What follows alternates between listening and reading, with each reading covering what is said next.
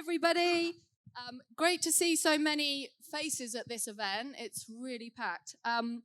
I think we've probably all been waiting a very long time to have this discussion. So, we have lots to get through and a ginormous panel. So my introduction is going to be very short. I'm going to talk about the areas we're going to talk about and introduce the panel, and we're going to get started.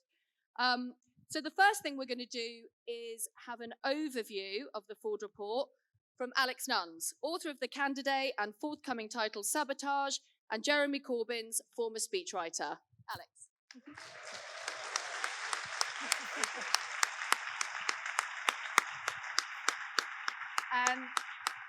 And then after Alex has done the overview, we're going to, with the rest of the panel, pull apart the 4 key areas of the Forde report. So the first one is the secret diversion of money to anti-Corbyn MPs in the 2017 election. And for this, we have 2 perfectly placed speakers, Len McCluskey, former General Secretary of Unite and author of Always Red, and Steve Howell, a journalist, activist and author. In 2017, he was Labour's Deputy Director of Strategy and Communication. Welcome.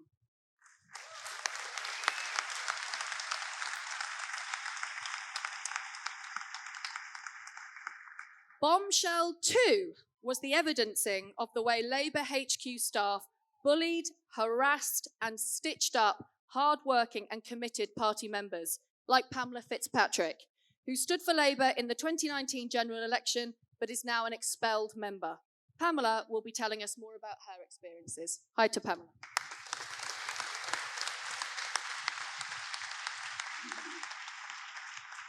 Bombshell 3, they just keep coming, from the Forde report is his description of the hierarchy of racism under Starmer and the lack of priority given to Islamophobic and anti-black racism.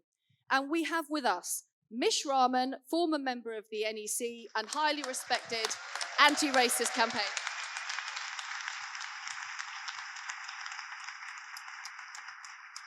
As well as Anna Rothery, former Lord Mayor of Liverpool and the woman who I believe would have been Mayor of Liverpool, were it not...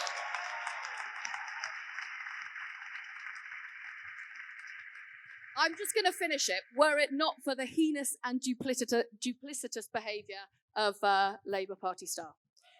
And bombshell 4.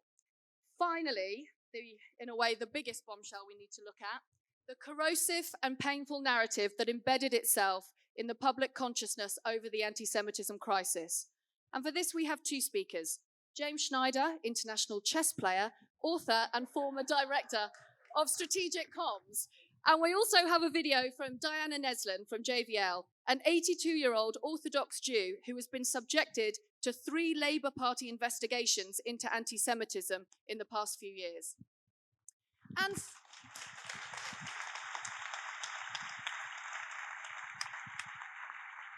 And finally, after we've heard from all our speakers, we're going to hear from a lifelong committed activist, anti-racist and socialist, the world's most dangerous jam maker and former leader of the Labour Party when it stood for something other than the national anthem, Jeremy Corbyn.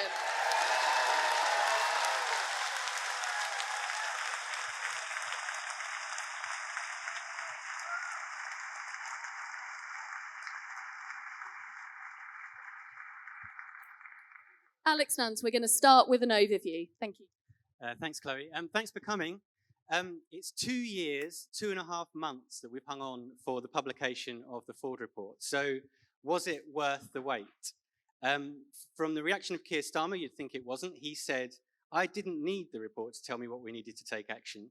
I've been taking action, which does make you wonder why he spent millions of pounds on a report he didn't need.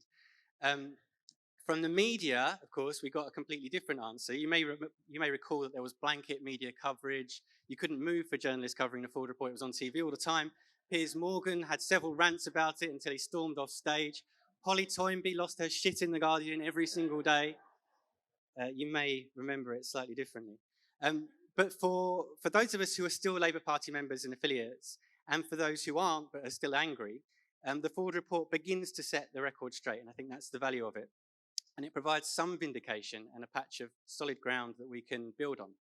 I say it only begins to set the record straight because it isn't without its faults.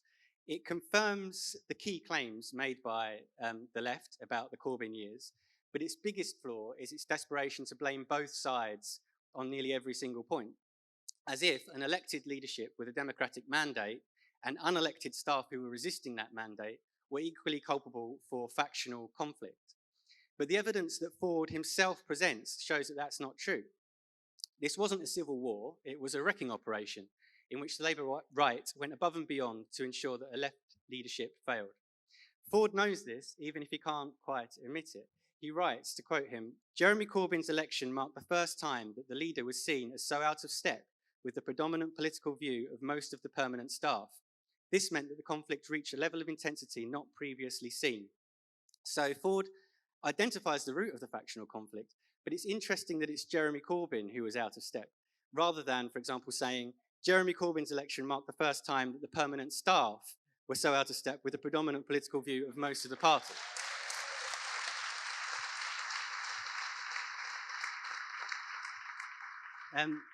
Nevertheless, it's established now beyond any reasonable doubt that when Jeremy became leader, he faced an implacably hostile party machine for whom battling the left was their first, second, and third priority. And we know that because it was documented in the infamous leaked report of April 2020, which is what Forde was asked to investigate. The great service that Forde has performed is to vindicate that leaked report, and I'm sure you all know that report was written as part of Labour's submission to the EHRC in their investigation. It was never submitted, but it showed the most horrendous behaviour. Of course, it was ignored by the media, dismissed as unrealistic by people on the Labour right, but now on all the main areas of contention, Forde has confirmed that the leaked report was correct, essentially. For example, the abusive WhatsApp group chats between the senior staff of Ian McNicol, the General Secretary of the Labour Party at the time, were not misrepresented as those involved in them claimed. Forde says that they were represented fairly and they were as bad as we thought. He saw the full chats. He says they, to quote him, reveal deplorably factional and insensitive and at times discriminatory attitudes. You probably know all the highlights. They laughed together about how they hoped Max Shanley, a young left-wing Labour member, would die in a fire. They were abusive to Jeremy's team. They called his chief of staff, Carrie Murphy, a bitch-faced cow and talked about using her face for a dartboard.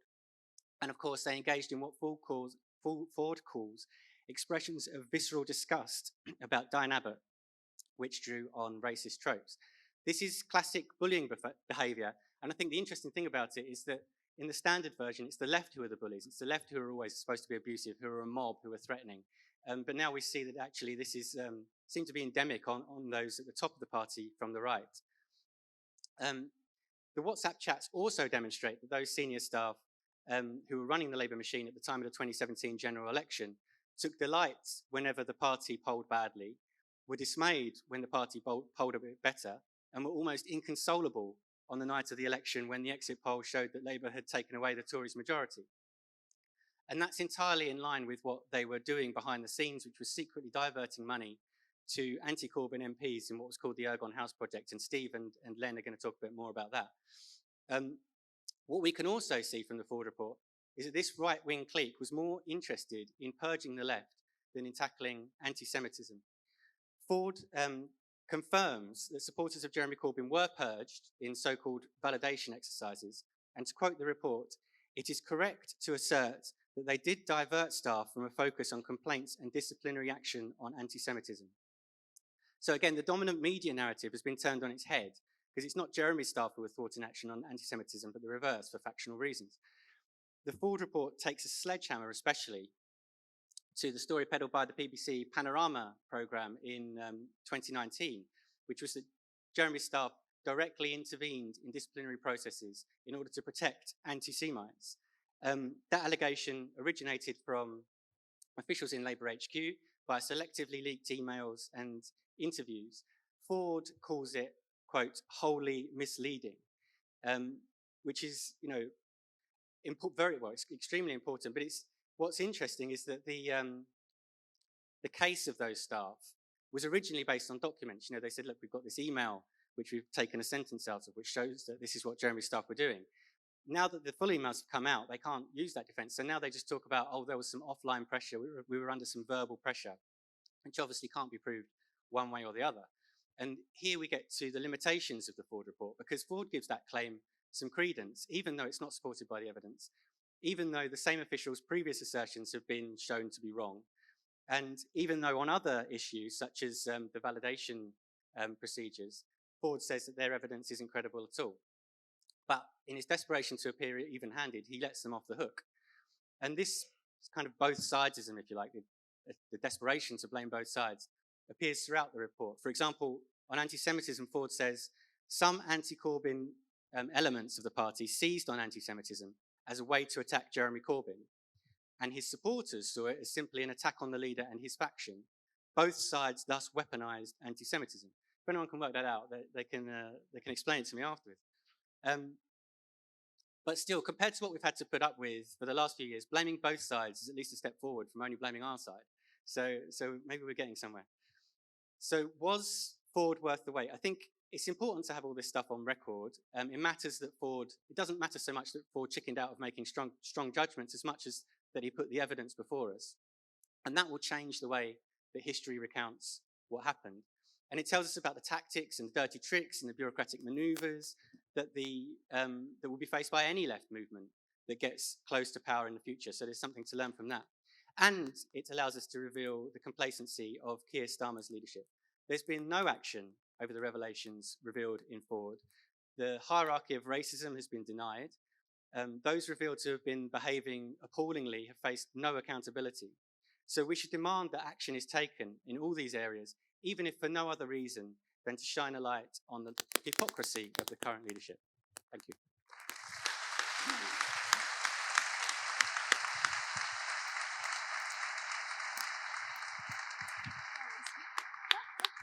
Thank you, Alex. Sorry, we have not very many mics. For those illuminating but frustrating insights. We're now going to move straight to Steve to hear about how money was secretly rechanneled from the likes of Tom Watson in 2017, and much more, no doubt. Over to you, Steve. Thank you. I've got a visual aid here. This is the front page of the Daily Mirror on June the 9th, 2017. And it says, hanging by a thread, with a picture of Theresa May. And what I think we can see from the Forde report and what we now know about Ergon House is that that thread was largely provided by people within the Labour Party. And bear with me because there's a bit of detail with this, but I want to take you through that. After that day, June the 9th, it took her nearly 3 weeks to stitch together a deal with the DUP to cling to power. If Labour had won just 7 more seats, a deal with the DUP wouldn't have been possible. That option would have been scuppered. And 3 years later, we discover that Labour officials had secretly been diverting funds to a parallel operation to support their cronies in safe seats rather than to the key marginals that we could have won with that money. Forde puts this in the context of a disagreement on strategy. Our approach was, as Forde puts it, more aggressive in terms of winning seats. We believe the polls understated our position, particularly among young voters. They were not being adequately weighted in the polls. We believed our manifesto would strike a chord with people who were angry about the 7 years of austerity they'd been experiencing. And we thought an election would give Jeremy his first proper opportunity to explain those policies, utilising the media interviews and debates that come with a general election, with at least some semblance of balance because of the electoral rules. So that's why we were bullish. It was for good reason. And that approach of ours was debated within meetings with Southside officials. And they were dismissive. They said, manifestos, and this is actually a quote, manifestos don't win elections because nobody reads them. Young people don't vote, period. And campaigns shift opinion by only 2 or 3%. So there was, in their eyes, no chance of getting to the level we were at, which was about 24%, thanks, by the way, to the horrendous attempted coup against Jeremy the previous year, the low level we were at in the polls to anything that would remotely challenge the Tories. On every count, they were proved completely wrong.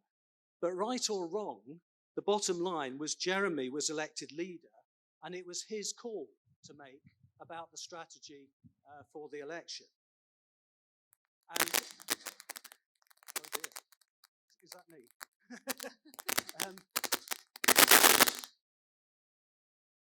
Is that feedback from me? No, I think you're fine now. Okay. It's just a thing. Just a thing. Okay.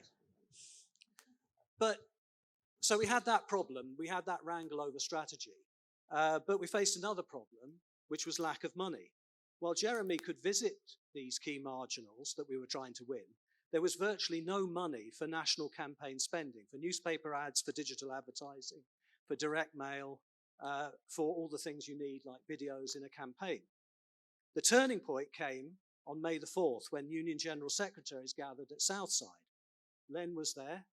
Jeremy gave an opening pitch to them, and I presented 3 campaign budget scenarios. And after that meeting, the money began to flow from the unions, especially from Unite, 2.25 million, but also Communication Workers Union, TSSA. Quite a number of unions started coming forward with contributions. And at the same time, small donations from people like yourselves, averaging about £20, were flooding in online at a faster rate than had been seen in 2015. So suddenly our financial position made the discussion on targeting much more meaningful.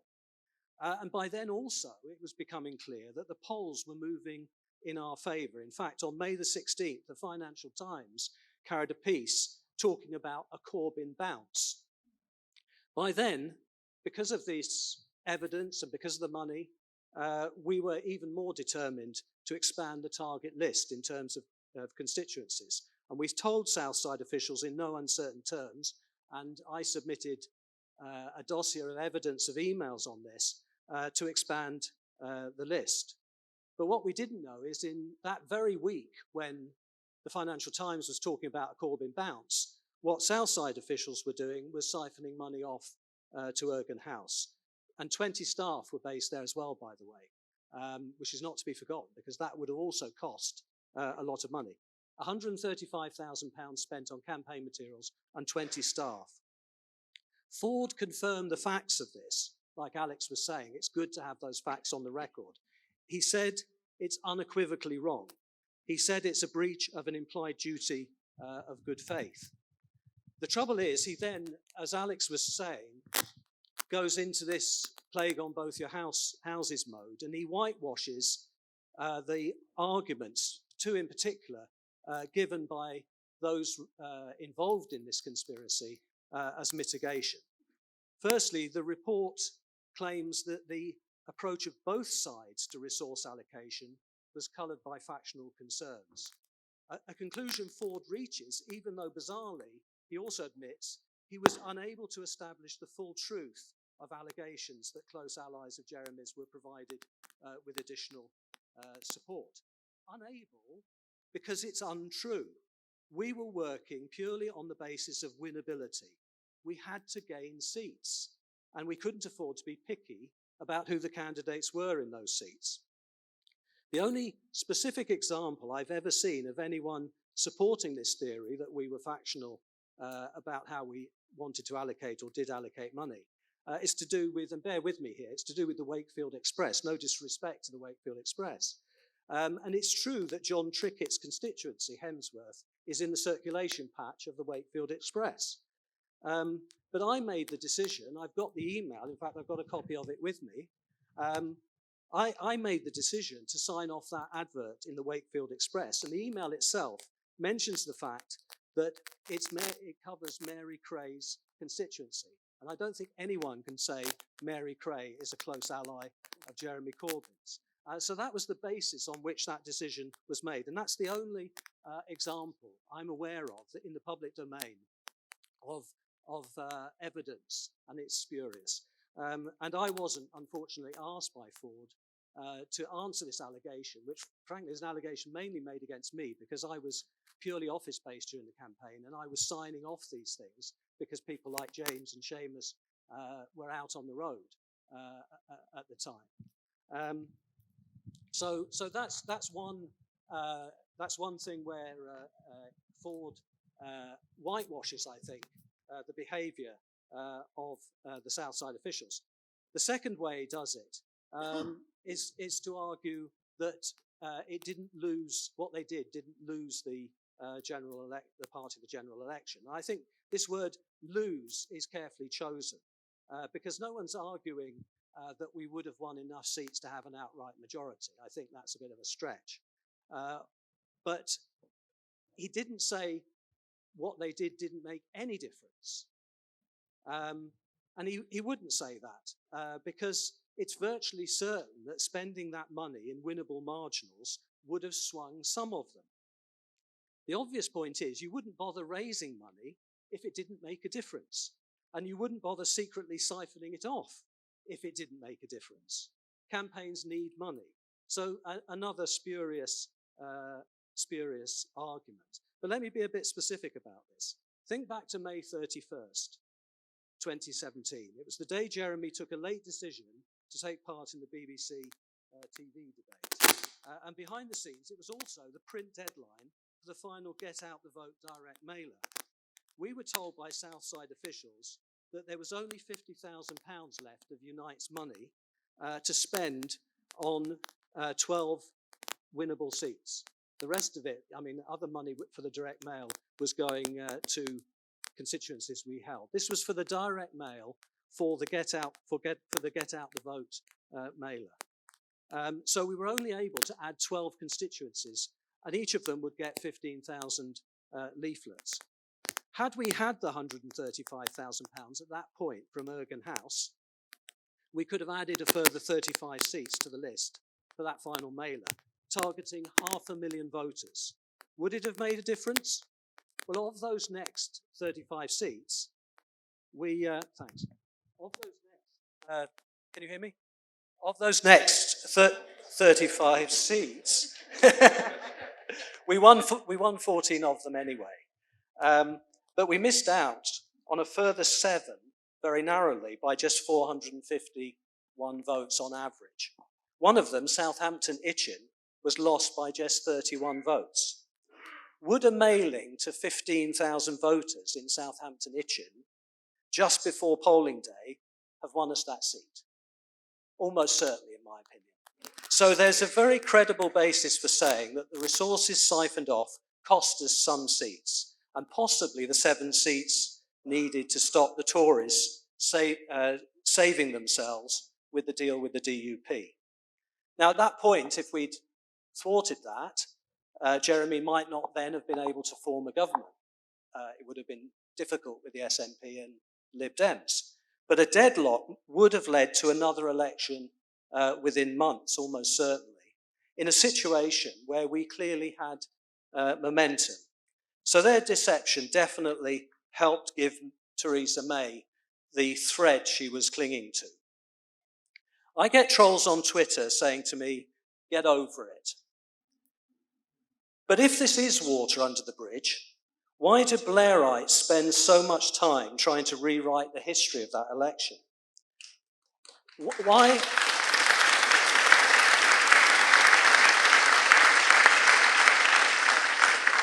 did Peter Mandelson, for example, tell King's College students that those who voted Labour in 2017 were voting for Remain, not for socialism?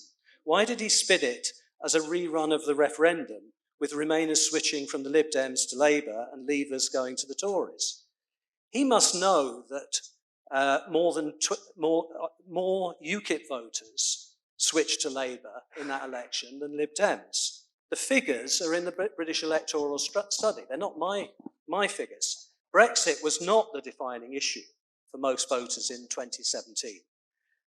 That's why our vote share increased so strongly in Yorkshire and the West Midlands, and as strongly there as it did in London. If you look at the data, it's about 9.9% in Yorkshire, 9.6% in West Midlands. I think it was 10.4% in London.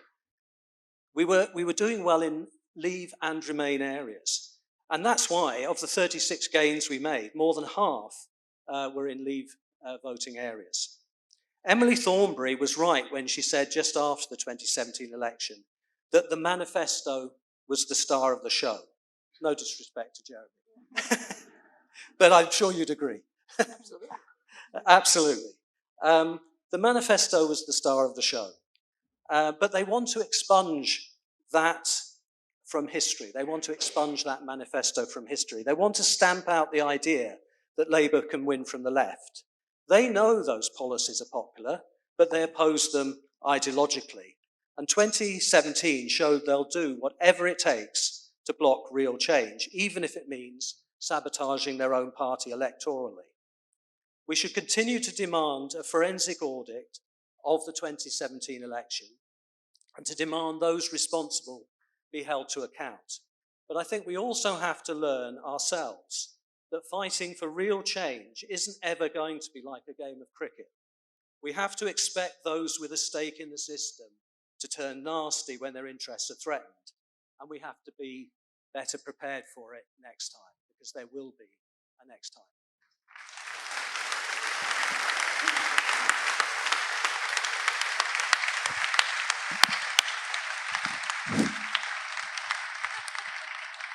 To it. Thank you, Steve, for that detail. I don't want to keep saying a negative thing after each of these analyses, but it's so frustrating and painful to go back into this stuff. Len, I was hoping that we'll now hear about the finances, perhaps from the Unite perspective, but also I wanted to put the question to you, did everything that Steve just described, did that prevent Jeremy Corbyn from becoming PM? Yes, definitely. You're going to hear a lot more than finances from me this afternoon.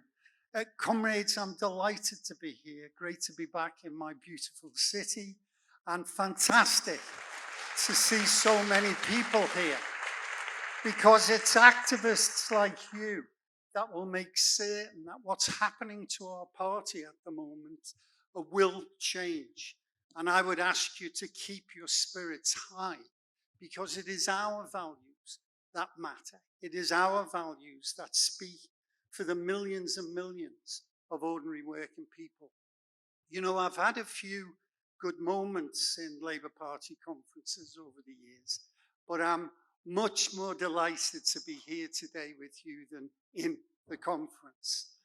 You know, it's a bit difficult to sing the red flag to the tune of God Save the King. Now, of course,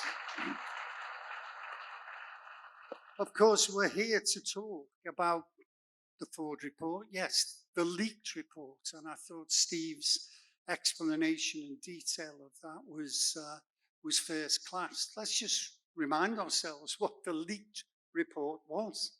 It was decent people, whistleblowers, who were absolutely amazed at the type of corruption and undermining of Jeremy's leadership that went on in the Labour Party. And they decided to leak the report. It was, I'm sure all of us have read, if not all of it, then the main bits of it. And it was staggering to see the type of things that were going on in Labour Party headquarters. And we're talking about senior people. We're talking about the General Secretary, Ian McNichol. We're talking about Emily Olno. We're talking about John Stolliday and Patrick Hennigan. People at the highest level of our party who set about a systematic attack to undermine Jeremy Corbyn. Absolutely disgraceful. The attacks on individuals was awful. Alex has touched on some of that. Homophobic, sexist, misogynist, racist, absolutely despicable. But not to worry, the Labour Party has dealt with them. They're all suspended. Oh no, they're not. Sorry, I got it wrong. They're not suspended. There's hundreds of decent socialists who've been suspended, but not these people.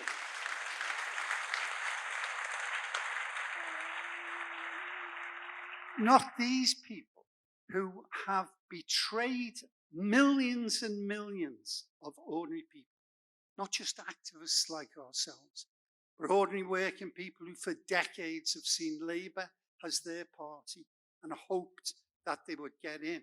And of course, when Jeremy came along, he brought with him that biggest emotion, most important emotion of all, and that is hope. And millions flocked to it. More people voted for Jeremy Corbyn in 2017 in England than voted for Tony Blair. So much for the right-wing media, the scum media, trying to suggest that Corbynism wasn't really the type of thing that ordinary British people would go for. Utter nonsense. But when the leaked report came out, instead of being shocked at the contents of it, our great leader, Starmer, decided that he would want to set up an investigation to try and weed out who had leaked the document. Can you believe it? When I was General Secretary, I said, if we ever do find out, then I'll strike a medal and give it to them.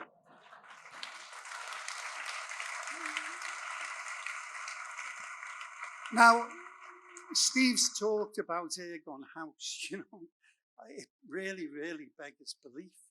You have a situation here which is not only immoral, it is illegal, in my opinion. People should be going to jail over what happened. There's no doubt about that. And Steve makes the point, would it have made a difference? Well, of course, it would. Southampton is a great example, 31 votes. Do we think that if money hadn't have been ploughed into these seats, Labour wouldn't have won? Of course we would have won. And it would have prevented the dodgy deal that May did with the DUP. And incidentally, and this is where I slightly disagree with Steve, it would have put Jeremy in number 10 because Labour would have formed a minority government. And I'll tell you why, comrades. Jeremy would have presented a package, the Queen's speech, and would have effectively challenged the SNP and the Liberals to vote against it. And they would not have voted against it. Because to vote against it would have meant going back for another general election, and the people of Scotland in particular would have rejected the SNP out of hand. So Jeremy Corbyn would have been in number 10. There's no doubt in my mind about that. And that's what these individuals did. They robbed us of that opportunity, an opportunity I've been waiting for all my life, to have a decent person as Prime Minister carrying out radical programme, radical policies. Labour's whole existence, 120 years ago, put together by people like us, was to shake the establishment, challenge the establishment, bring about the irreversible shift in the balance of power in favour of working people. This man would have done that. This man would have done that.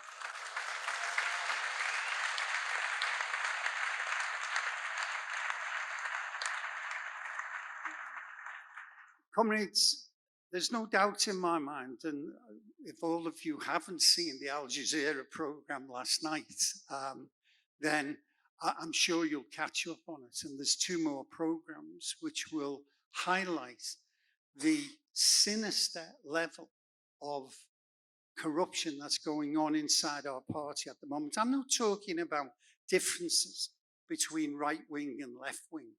That has been the case since the beginning of the Labour Party. Debate, differences are good. They generate the mind. No, this is something much more sinister. It's completely different and it's alien at this stage in our evolution in the Labour Party. Even during the Blair years, where the left was marginalised, the reality was there was still debate. Some of the things that are happening now are nothing short of disgraceful. And we have to do something about that.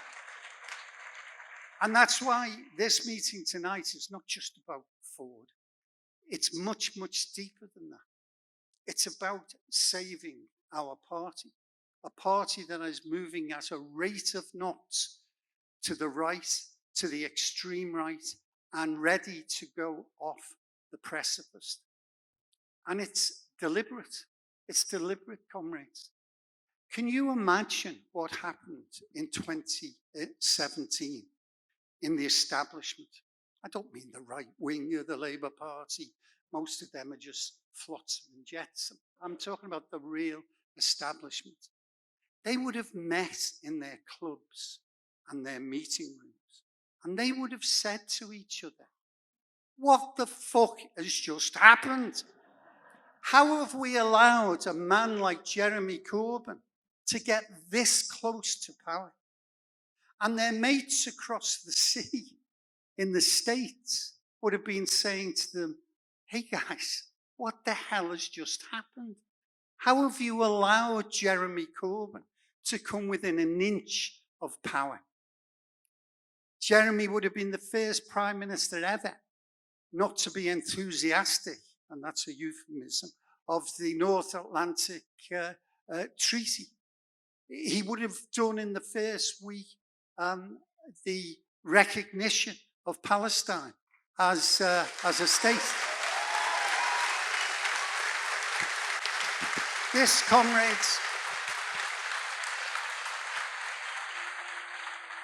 comrades would have terrified, and they made a decision there and then to destroy Jeremy Corbyn, to destroy Corbynism, to destroy anybody close to Jeremy and close to Corbynism. Even to the point, I was speaking to Naomi before, even to the point of attacking Jewish members of our party. Because, in case you didn't know, they're not the right kind of Jew.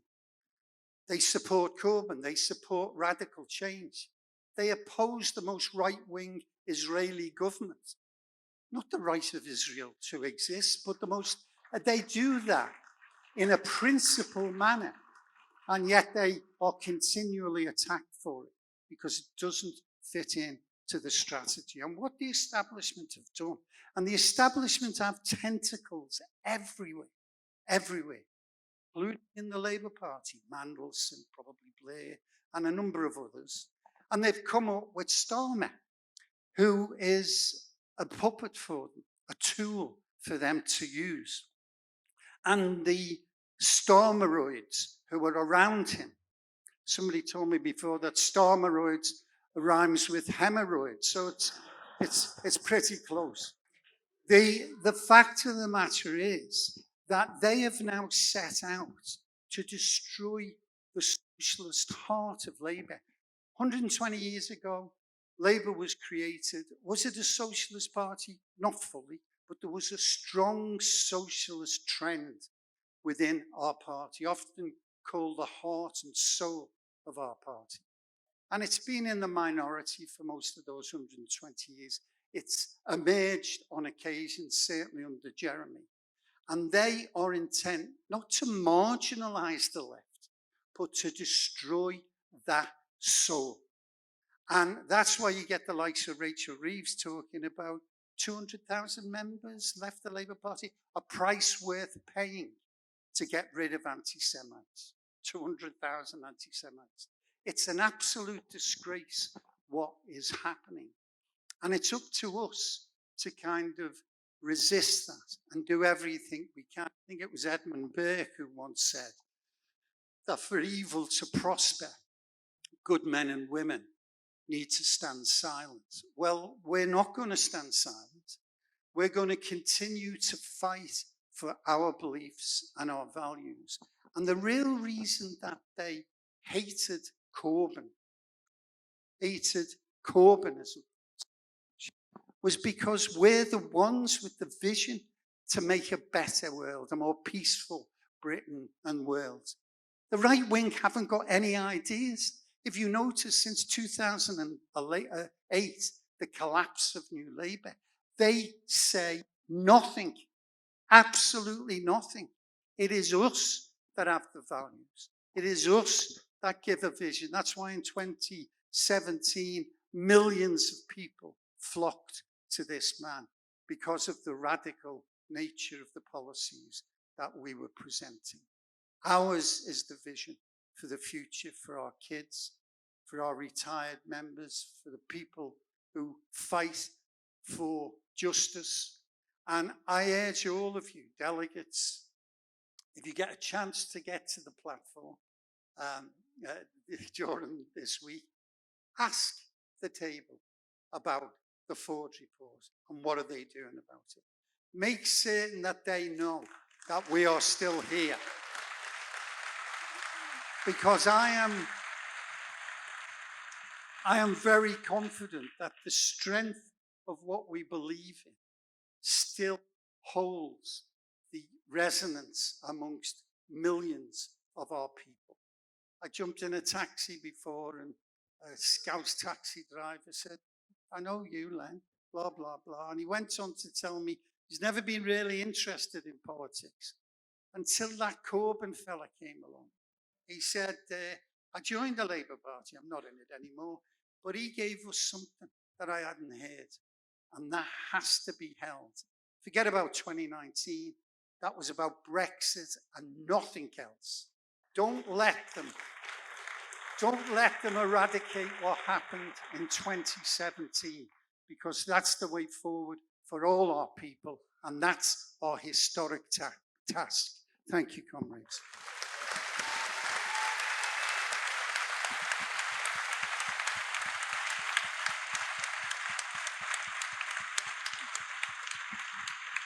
Thank you, Len. Always an honour to hear you speak. We're now going to discuss the bureaucratic abuses and the misapplication of the rules and how that was experienced by former Labour candidate Pamela Fitzpatrick. Thank you. So it's a hard act to follow Len, but I'll do my best. So why are we here talking about Forde? As Starmer will tell you, that was all under Jeremy. It was all his fault, wasn't it? And it's all resolved now. We've got rid of all the nasty people and everything's better. The disciplinary, the complaints procedure, everything's fine now. Well, Forde didn't just look at the past. He also looked at the future. And he found the disciplinary and complaints procedure within Labour to be wanting. And that's an understatement. And also the lack of transparency around the things like prescription of organisations. And of course, the concept of retrospective application of rules is just bizarre to anybody.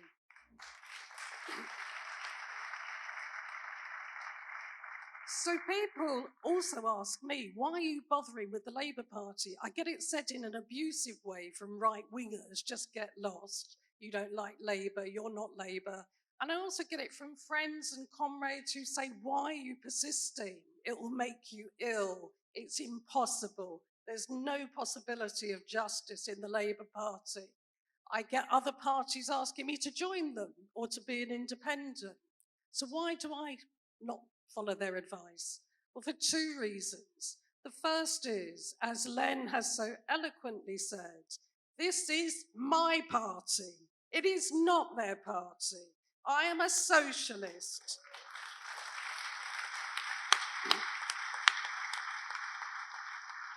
I'm from working class Irish community. I grew up in Harlesden, which is a really poor part of London, in an Irish community where most of my friends' dads, they'd be injured or killed on the building sites. And I learned the word benefit from a very early age. And that was not a social security benefit. It was the benefit dances and events that that community held to raise money for their fellow members of the community that had lost their lives. So I grew up, as soon as I left school, at an early age, because I had to get a job, joined a trade union. And I've been a socialist ever since. And I've been in the Labour Party pretty much a bit of a backseat during the Blair years because I couldn't stand it. But I've been a socialist, and I've gone out and campaigned for whatever right-wing politician was put forward by the Labour Party. I feel rather naive now about that. But in 2015, I was very active in my local Labour Party. I'd been encouraged in 2013 by my MP, Gareth Thomas, to stand as a councillor. Because in my day job, I work in a law centre, and I was viewed, I guess, as the nice middle-class lady from the law centre that could come along and be a councillor. So I did. I had no problems. Well, no problems till my first council group meeting in 2014, where I challenged the policy of the council tax support scheme, pointing out that it would be one of the worst schemes in the country. And I was told, it's great that you're so passionate about this, Pamela, but you're wrong. At this point, I had for 20 years written the handbook on social security law for the Child Poverty Action Group that every Citizens Advice Centre and law centre in the country uses.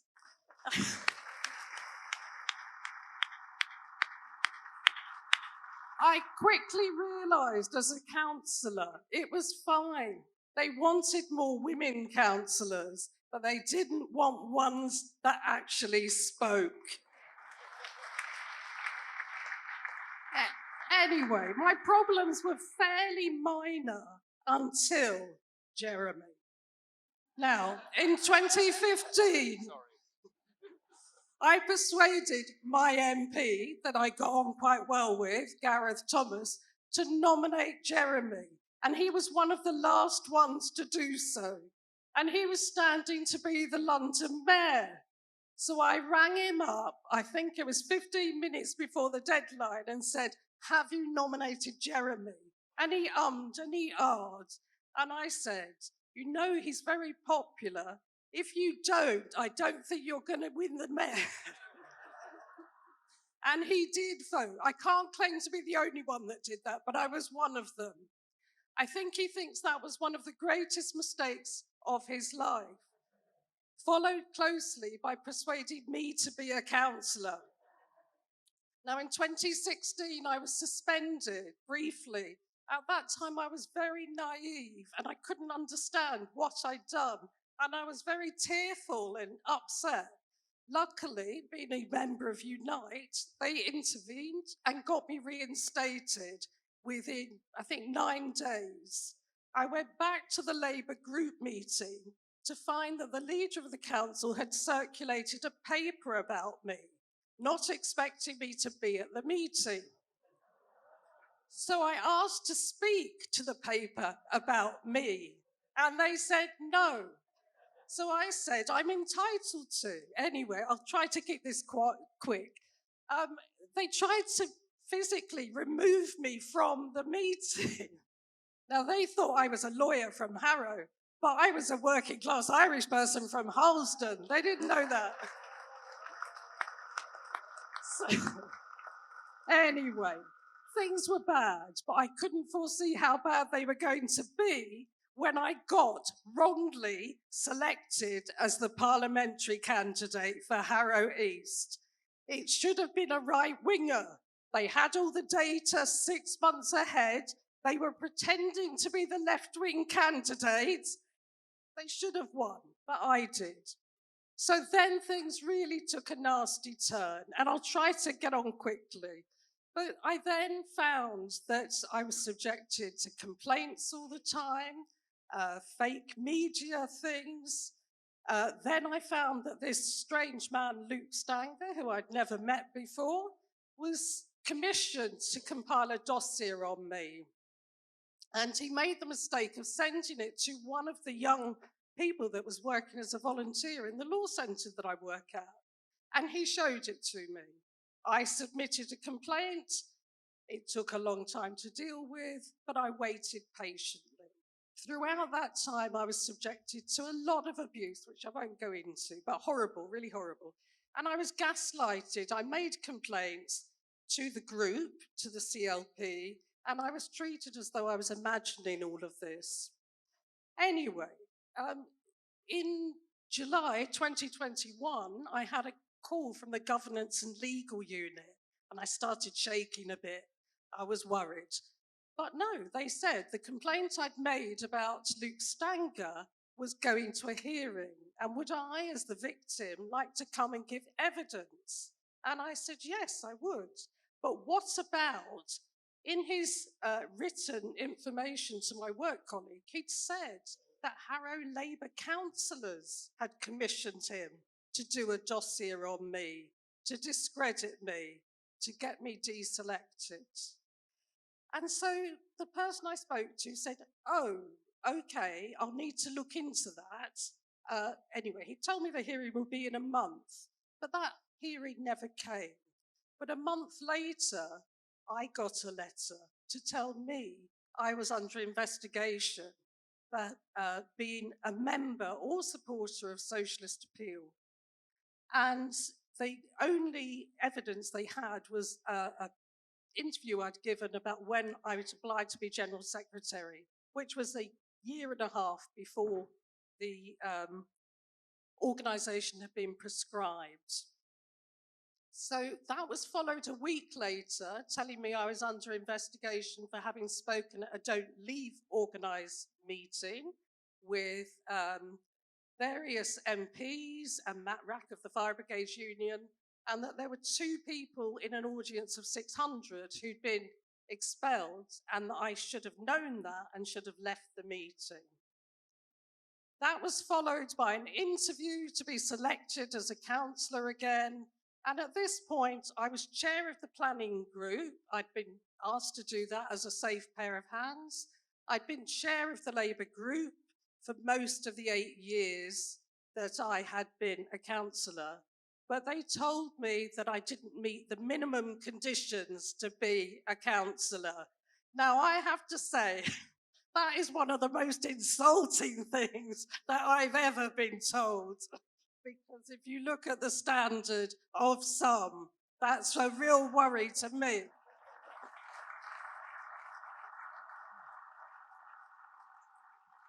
Anyway, time is short, so I'll just rush through to say some of you will have seen the programme last night, Al Jazeera.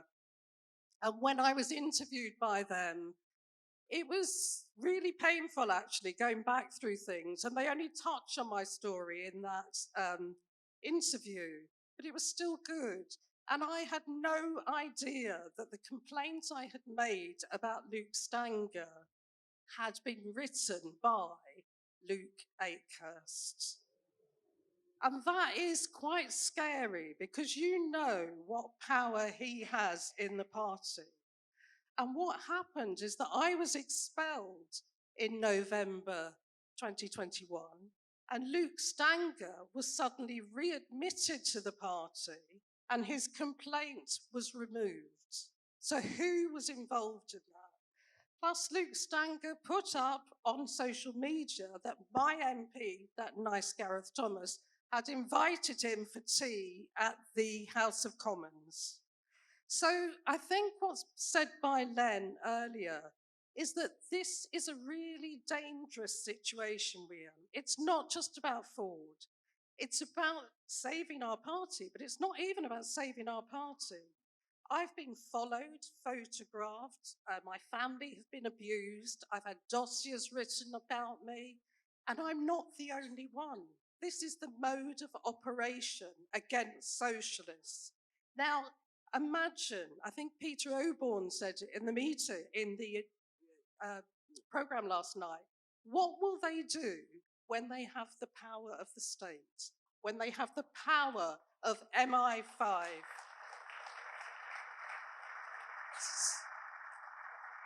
So for me, I'm duty bound. I'm not in the Labour Party. I don't even want to be in it, but I've got to keep challenging it, because what else do we do? There's no other party, unless the trade unions form another Labour Party.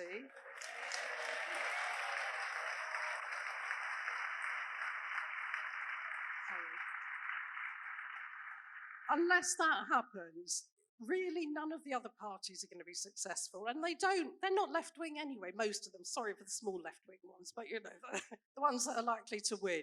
So we need to get our party back. We've got to. Starmer may well win at the next general election because the Tories are so bad, but he has nothing to offer. I work in a law centre. The cost of living crisis is not new.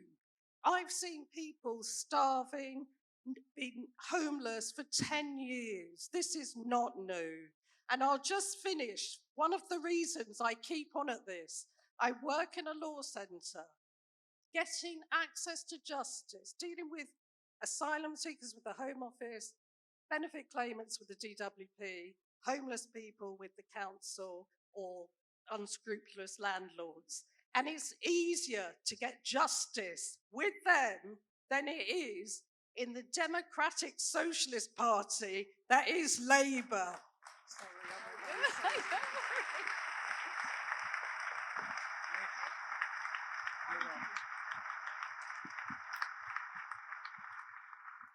Thank you, Pamela, for that. And as Pamela mentioned, please do watch the Al Jazeera documentary. The second one is tonight at 9 o'clock, and I think it's a good one. So now we're going to come to Mish. And please give us your thoughts, Mish, on particularly on the hierarchy of racism section of the Forde report. Thank you.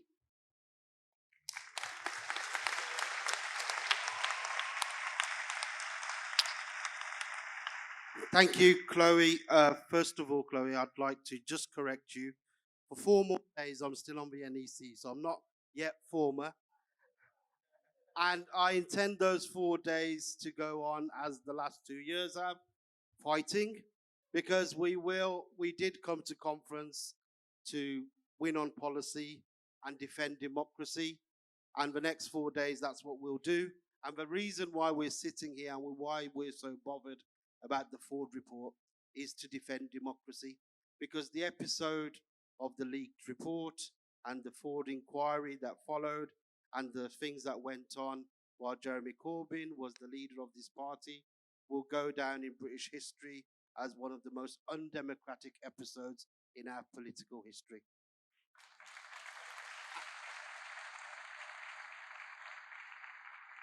And that's the reason why the Forde report came about and the inquiry, and we, the left and us on the NEC and others, pushed really hard for 2 years for that Forde report to come out. At every meeting we would ask for the Forde report, every meeting we would ask for it to be put on the agenda, every meeting we would ask for Forde to come because the NEC commissioned Forde to write this report, and every meeting we would have no report, and every meeting we would have no Forde, and every meeting we'd have a different excuse. And unfortunately, when we did get the Forde report at a time when the Tory leadership context was going on, is obviously a huge coincidence. And the media were busy with the Tory leadership, not that the media cared anyway, as Alex mentioned. When we did have the Forde report, there was an instance when the Forde report was quickly tried to be implemented very quickly, but last NEC we did manage to win and gain enough time for analysis and to be able to analyse which bits of the Forde report are being dealt with and which bits need to be dealt with, and the bits that the Labour Party lawyers say can't be dealt with, we are able to analyse it. So the next NEC, hopefully on November the 29th, we'll be able to implement this. So my colleagues and comrades on the left, they'll have a job to do to make sure that the correct recommendations are implemented. But my job is to talk about the hierarchy of racism. Now, obviously, even mentioning the hierarchy of racism now is a offence. By mentioning hierarchy of racism, they believe that we're undervaluing other racisms. But actually, my definition of hierarchy of racism is not the fact that one group of people is dealt with more favorably than other. It's actually the fact that the hierarchy of racism is when there is a lack of seriousness, when abuses happen to some groups and these abuses are not dealt with as seriously as they should be. That is the hierarchy of racism. when the threshold is so much higher for that abuse to be taken seriously. And I have examples of that. During my tenure on the NEC, there was a councillor in Newcastle, a famous councillor, leader of Newcastle Council, who was also on the NEC, hugely influential right-wing Labour First. Councillor Nick Forbes was deselected by 12 members in a meeting of 16, and a colleague of his went on to call it a Muslim plot. Now, those councillors then complained to the Labour Party. They did not hear anything from the Labour Party for weeks. They emailed the NEC. We chased it up. I chased this up. And then we heard that the council had been suspended. But this was obviously kept quiet. If it was me or somebody else that got suspended, the media would know before we even got to know. But nobody knew that this councillor had got suspended. When we chased it up, has this person been suspended? We're told we're not allowed to give these details. It's a personal, individual issue. But when we did find out that this person was suspended, but this person was to be re-elected a month later. So that time took place when the councillor was able to stand for re-selection. And then we asked, well, this councillor's been suspended. How can they run for re-selection? The answer was that the threshold time has passed. So they then promised not to endorse this councillor. Then a little more time passed. And then we realized that the party is actually advertising the councillor in a where to vote site. So then we had to go back and say, look, last time you told me that the councillor would not be endorsed, but obviously I've not been told the truth because the councillor is being endorsed, the councillor is being advertised, and what are you going to do about it now? Since then, the General Secretary's office has never responded to any email I've sent. That person was removed at the end of the day, but it shouldn't have been taken kicking and screaming. 2 months it took for the person's endorsement to be finally removed. And then that person, despite calling it a Muslim plot, despite harassing various other Muslim councillors, saying, we know what you did, you've been plotting, sending messages to a number of them, that person, I have heard, will be serving a suspension and be coming back to the party as well during their term as councillor, because they're now an independent councillor, but I'm assuming they'll bring back the whip. So within the next couple of years, they'll likely be a Labour councillor again. That is a hierarchy of racism. But another hierarchy of racism is the treatment of Afsana Begum. The fact that Afsana Begum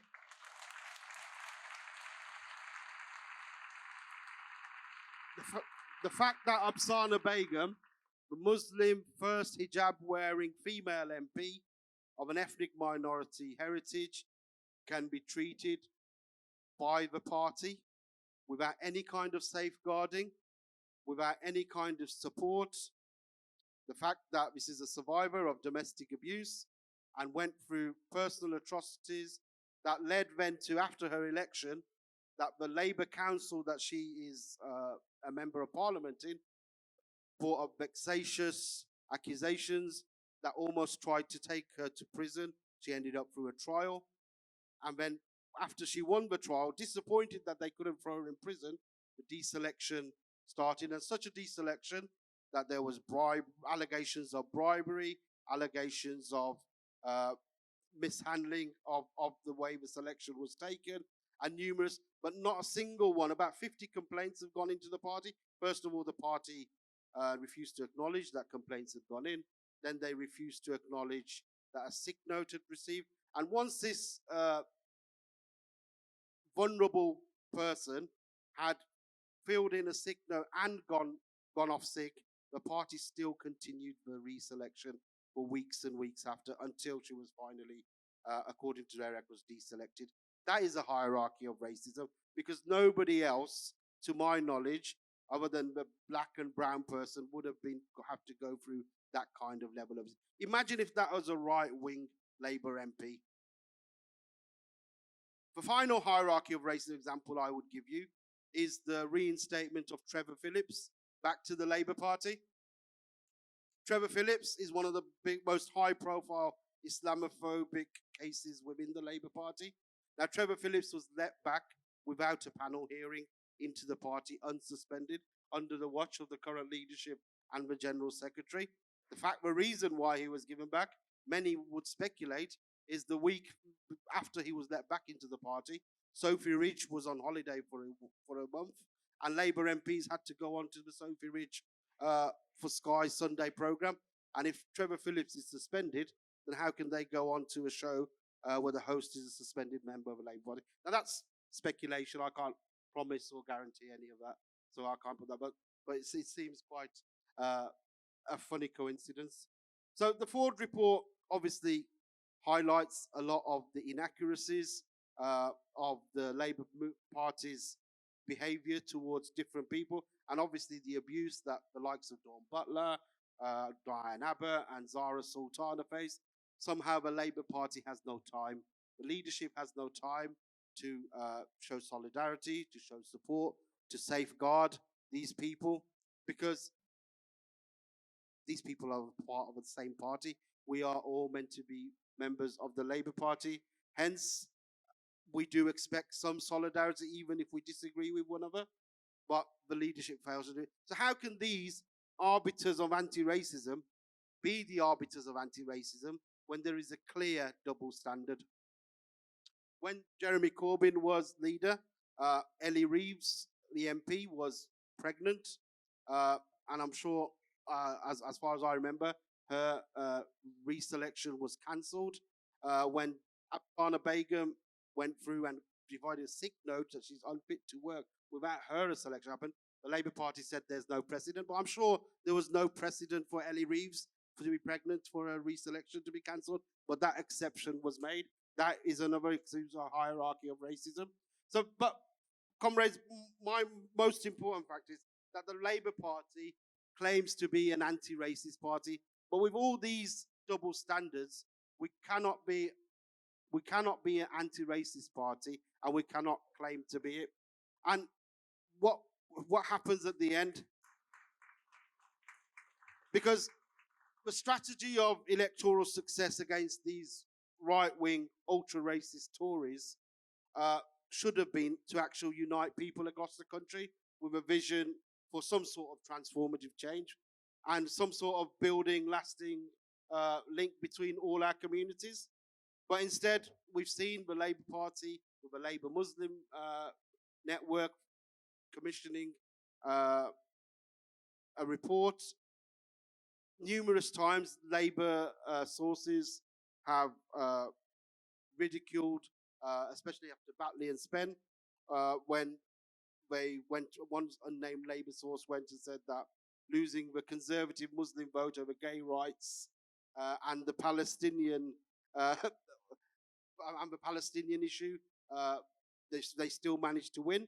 But obviously, when Muslim voters are smeared and racist and homophobes because they had the audacity to raise their concerns against the Labour Party, the Labour Party should have done some soul searching to see why these voters are turning away.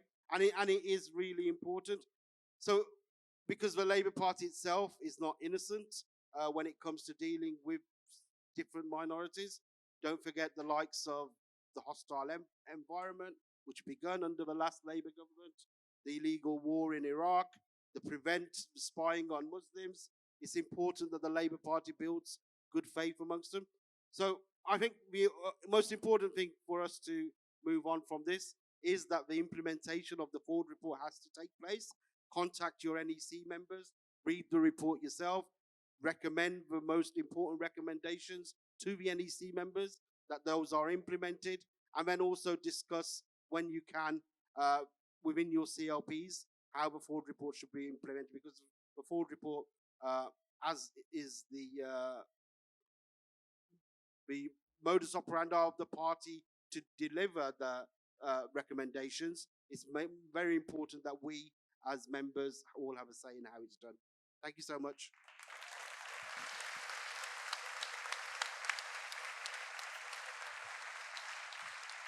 Thank you, Mish. We're going to move straight on to Anna. Thank you, Anna Rothery. Well, what can I say? We're talking about racism. We're talking about, We're acting as though that we don't know racism exists and we need the Forde report to tell us about it. We don't need that. We know it's already there. The only difference is, you know, racism does exist. It transcends all boundaries. It goes into all parties, all sectors. The only difference is that it's actually being used against us politically by a party with the sole intent to undermine, to dispose of, to ridicule, to render us unelectable, etc. But, you know, for me, it's about how do we challenge it moving forward? And we have legislation to protect us, but we can't legislate for people's minds. We can legislate for their actions in the workplace. And the Labour Party and any other party is also a workplace, and people forget about that.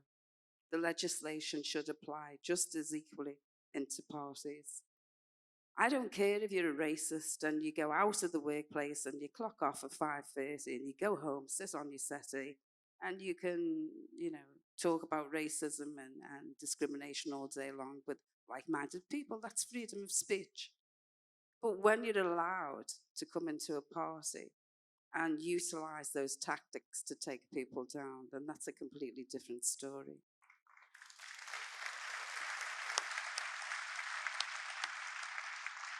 As I say, we don't need the Forde report to tell us anything. We have the Black Manifesto. And, you know, I, for one, carried it around like a dead horse on my back for many years. That told you everything you needed to know about racism, about how unequal it was within the party, how Black members and global majority members were being treated, undermined, passed over, sidestepped, so on and so forth. And it was a toolkit for implementation. And then we also had the race and faith consultation, which took the views of people from the global majority, the length and breadth of this country. And people spent hours and hours putting their views forward. You know, groups, people who were Labour Party members, elected members, supporters, campaigners, they all put their views forward as well. But zero implementation took place. As you probably know, I was featured on the Al Jazeera film, and I wasn't really going to go into that area, but I don't think we can separate the two when we talk about racism and the party and the awful treatment of members. I came into the Labour Party in 2006 with my eyes wide open. I knew what I was facing. I knew that there was discrimination. I knew that there was racism, and I knew there was misogyny. I think I was one of 3 women in 2006.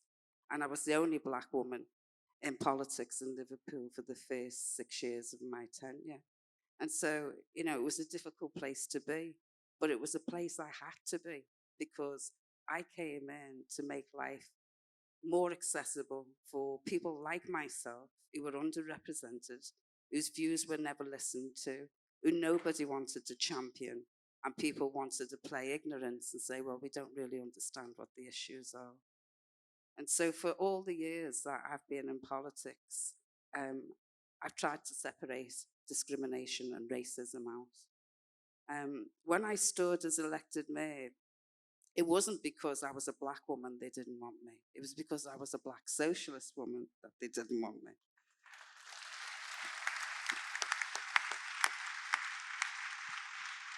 And to be quite honest with you, I didn't think I'd even get as far as I did. And that was just as much as a shock to me as it probably was to the rest of Liverpool City. And but you know what that told me is that there's people in this city who are good, honest, and decent people who want to see democratic change. They want people to feel as though they belong, and they want them to feel as though they're valued, and rightly so, because that's what our movement is about.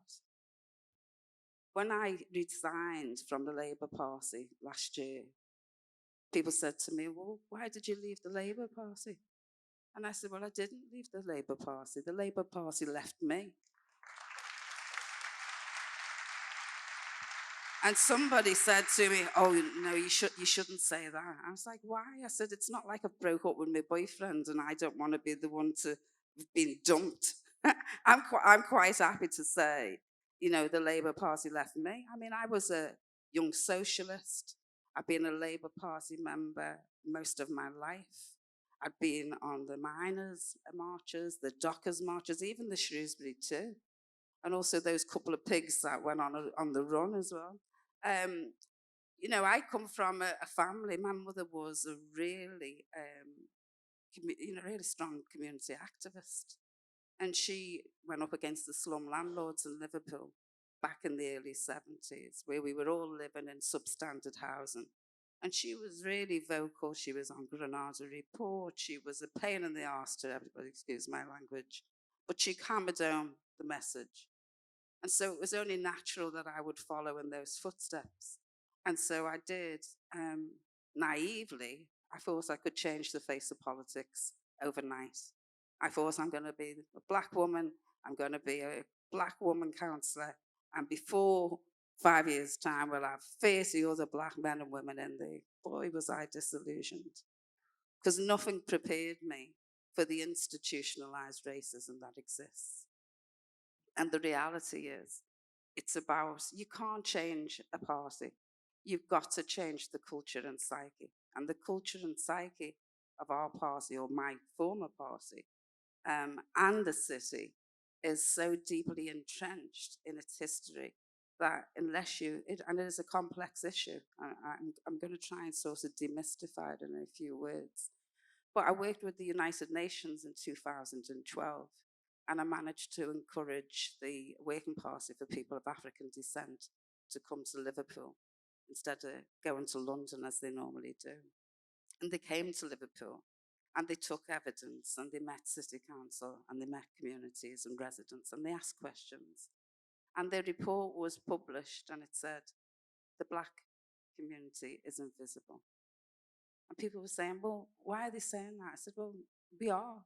You go into the city centre, you don't see anybody employed, you don't see anybody in Liverpool 1. You don't look around you. How many black people are in the audience today? No disrespect to anybody. But, what we also need to remember is the safety in numbers. So the majority of black people are in Liverpool 8, and there is safety in numbers. And you also have to remember that there was still a colour bar in this city until 1978 in the clubs. None of our black men could go into town and go into clubs.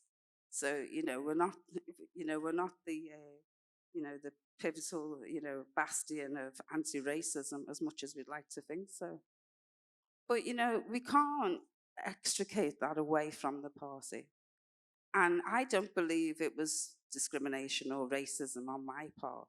I think I was a threat. The one thing that people don't know about me, I tell it like it is. And I'm not going to lie just because people don't want to hear what I've got to say. And I genuinely believe that the only future for our party moving forward was to bring the party back together and allow it the time to heal. And people can put that in more diplomatic ways, but the reality is that's what we needed. We needed a party where you could feel like you'd come home, like the party it was when I joined it. A party where you felt that people represented all of your wants, needs, and aspirations. And a party that had leadership at the helm that could be trusted. And you're going to have a lot of women saying, it's all that Jeremy Corbyn's fault. Because it is to some extent. One of the things on Al Jazeera that they pointed out was they were absolutely furious when I asked them to reinstate Jeremy and reinstate the whip. But as I say, I've got to tell it like it is. I've never been so infused. I've never been so optimistic as the period of time when Jeremy came into the forefront.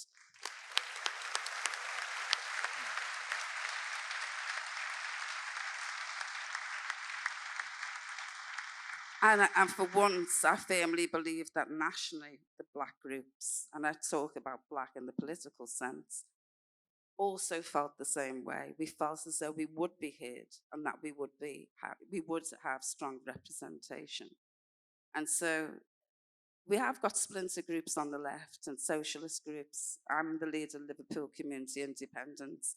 However, if the unions were to form another Labour Party, and Jeremy was in a pivotal position within that, I'm sure that our members would gladly come over, and I think most of the left and socialist movements would also do the same thing. But, you know, you are the people, you decide. We're only here to serve. So, you know, you have to be vocal, make your opinions known. And with a bit of luck, I'll be returning back to the fold. Thank you.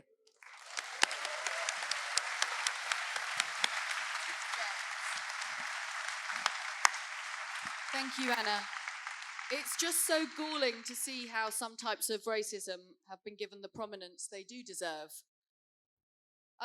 There's one subject that maybe hasn't been, and there's one subject that was very much given the prominence that shaped the political discourse over the last few years. Sorry about that. I'm going to move on to James Schneider. Thanks, James. Thank you for that effusive and detailed and passionate introduction, Chloe. That's very kind of you. Hi, everybody. Thank you so much for being here. So I've got the painful task of carrying on doing the painful thing that I was doing beforehand, which is to be a member of Jeremy's team and to be Jewish and to have that. That could be personally quite difficult, and not because, as you'd imagine, I think not because we were aiding and abetting anti-Semites or that Jeremy's anti-Semitic or anything like that.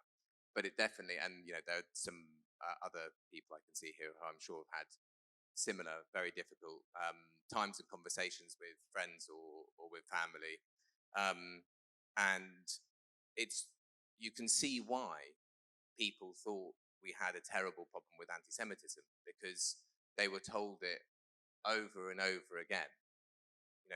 Jewish people that man over there, they were scared of him. And they were scared of us, and they're scared of everybody in here, or some were. And that's not their fault in any way, shape, or form. If they're told again and again and again that either we are anti-Semitic or that we, for some reason, are happy to aid and abet anti-Semites in the party and won't take action against them, that's the sort of thing that's scary. You could take any group in society and you tell them over and over again there's a political party that wants to do bad things to you, they will understandably be afraid. So that narrative is, of course, and that was part of what was so frustrating about it, is I could see that, of course, that narrative was not true. We weren't aiding and abetting anti-Semites. So I want to share one small story of that, which I think that I found extremely frustrating, but I think it opens up a lot of what went on, which is back from March 2018. I don't know if you will remember, there was something called the Palestine Live Facebook group, and there was a dossier compiled about stuff that was in the Palestine Live Facebook group.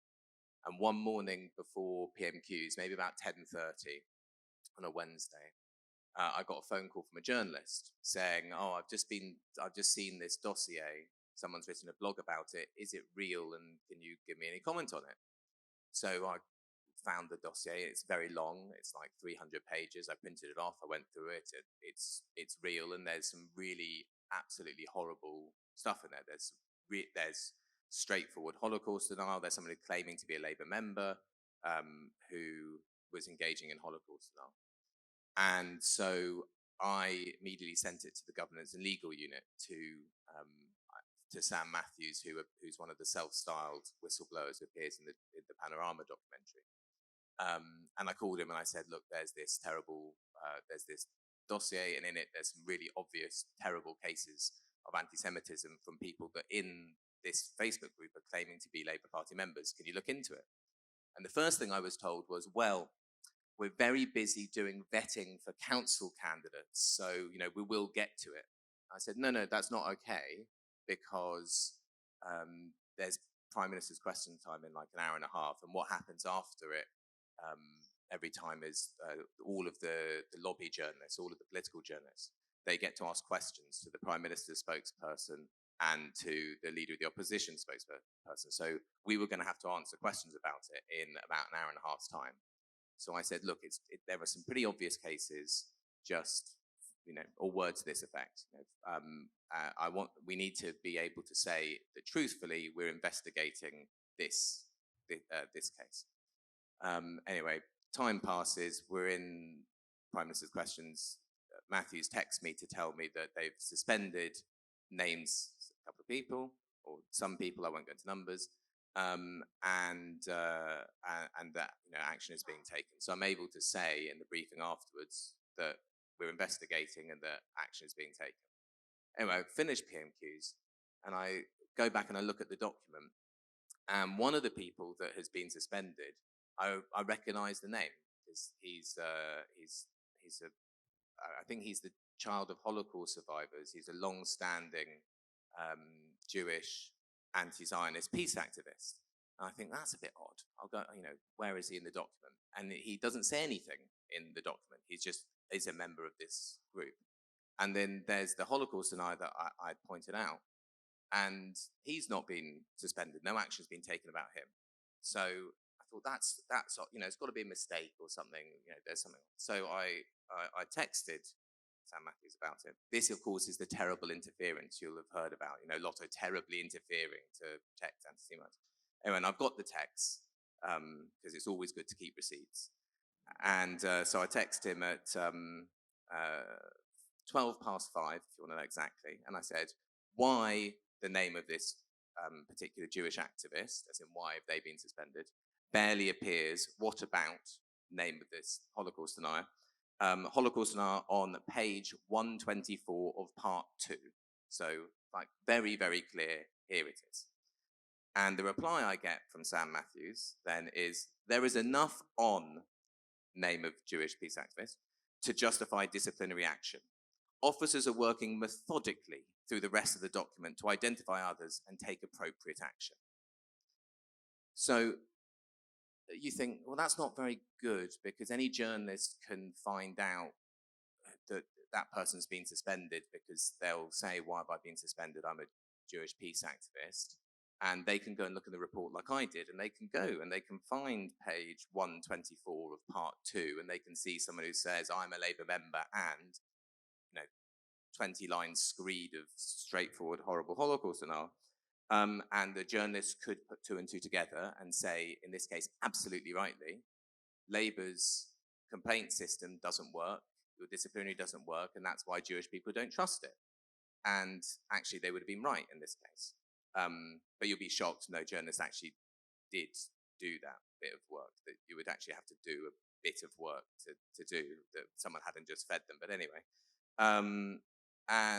but I thought, obviously, this Holocaust denier will be dealt with. I mean, they may not work through it, what they say, methodically and to identify appropriate action, but I mean, it's obvious, something will happen. But about a year later, dealing with another one of these endless press stories about anti-Semitism, this guy crops up again, and I find out that actually, no, nothing was done about him.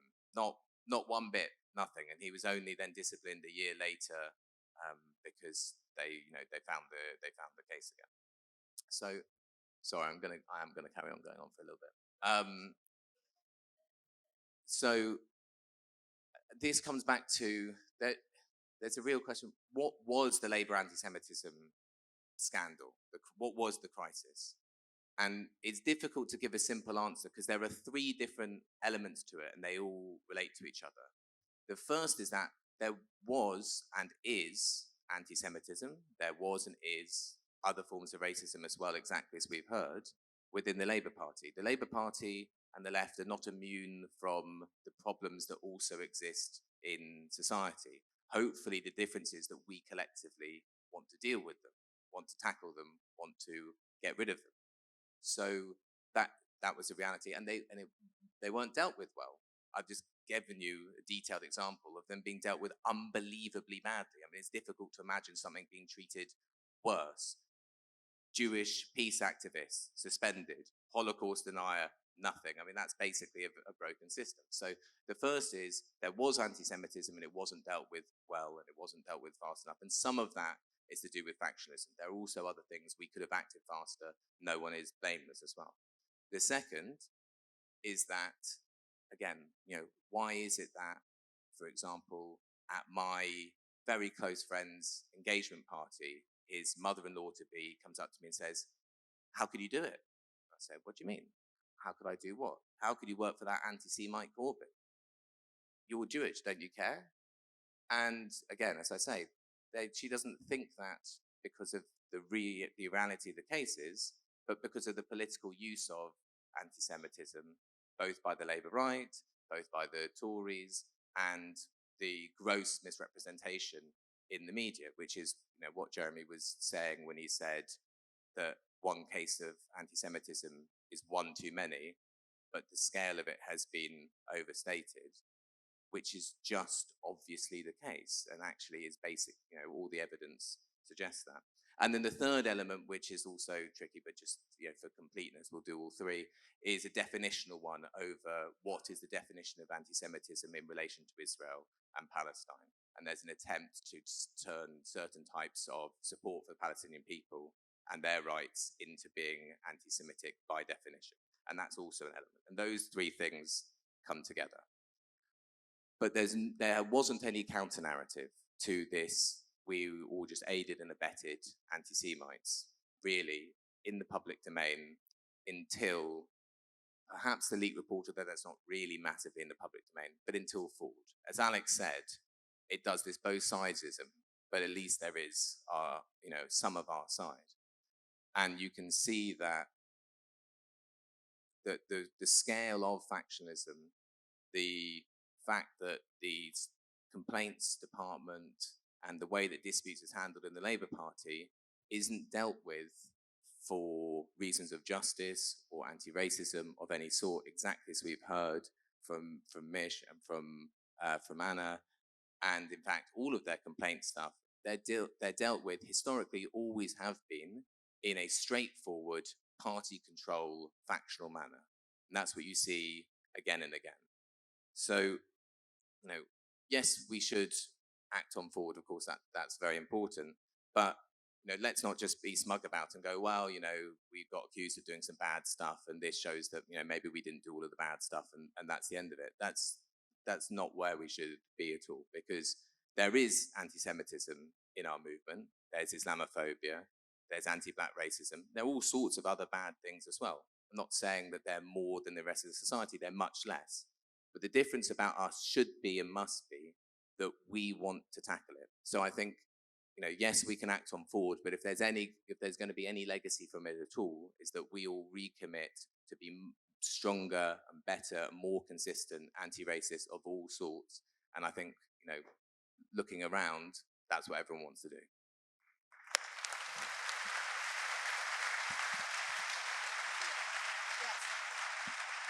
Thank you, James. The panel now are going to move to the side so that we can play a video from Diana Neslin from JVL.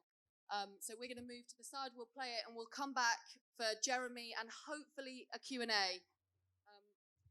Thank you so very much for the invitation to speak at this important meeting. Ideally, I should have been with you in person, but this conference sadly clashes with the Jewish New Year, which as an Orthodox Jew, I celebrate in synagogue, so I hope you will excuse my absence in person.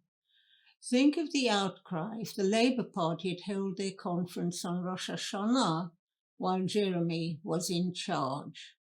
It is an honour to represent Jewish Voice for Labour today. Since its inception, JVL has been a beacon of light for so many on the left. However, this has not gone down well with today's Labour Party. All 12 of the original Executive Committee have been subject to detailed attention by the Governance and Legal Unit and have been disciplined as a result. But not satisfied with that, the party has investigated, disciplined, or expelled 55 Jewish members for anti-Semitism, 2 of whom died during the process.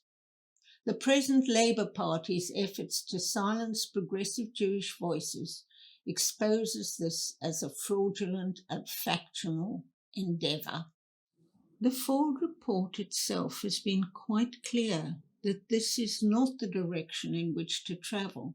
Forde recognises the plurality of Jewish voices, and if the party was serious about anti-Semitism, so should they. When the party chooses to accuse Jews of anti-Semitism, it has totally lost the plot and absolutely justifies Jeremy Corbyn's reaction after the publication of the EHRC report that the extent of anti-Semitism was being overstated for political reasons. I am here to represent those great comrades, Jewish and non-Jewish, who have fallen foul of the Star Chamber's definition of anti-Semitism because of their support for the Palestinian cause. Their stories are heartbreaking, and I only hope my own story will reflect that. In 2018, deeply traumatized by the sudden death of my life's partner, and in the throes of cancer treatment, I received my first notice of investigation for anti-Semitism for social media posts about Israel.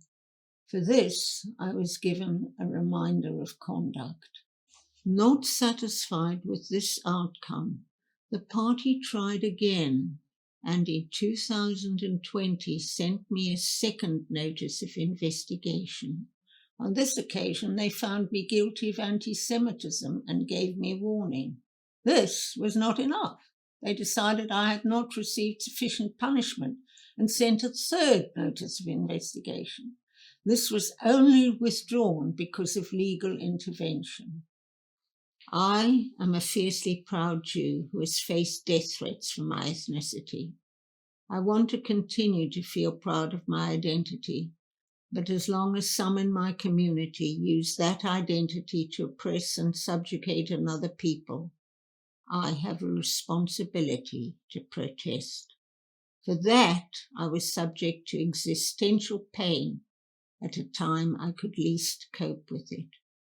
For non-Jews who are ignorant of Jewish history, culture, and religion, to arrogantly imagine they have the authority to accuse Jews of anti-Semitism on the basis of our views on Israel is nothing short of outrageous and a source of deep trauma. Instead of fighting anti-Semitism, they were proving the truth of the many warnings against adopting the IHRA redefinition of anti-Semitism, that it is primarily a tool to silence critics of Israel. And in their eagerness to silence critics of Israel, they've shown no interest in dealing with the appalling racism and Islamophobia identified by the Forde report. All racism needs to be addressed, and the absence of any effort to address this adds to the stain on the leadership of today's Labour Party, which, far from mounting challenges to racism, seems content to turn its back on the victims. To our best comrade, the greatest anti-racist campaigner and friend, and the man that provided the hope for a movement, Jeremy Corbyn.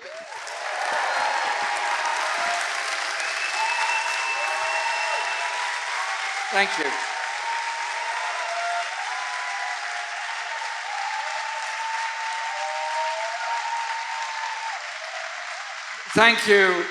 Thank you, comrades. And I'm sorry we haven't got the video, but we will put it up on social media because I know it is absolutely brilliant. And she's somebody that is indefatigable in her campaigning for justice and against racism in any form.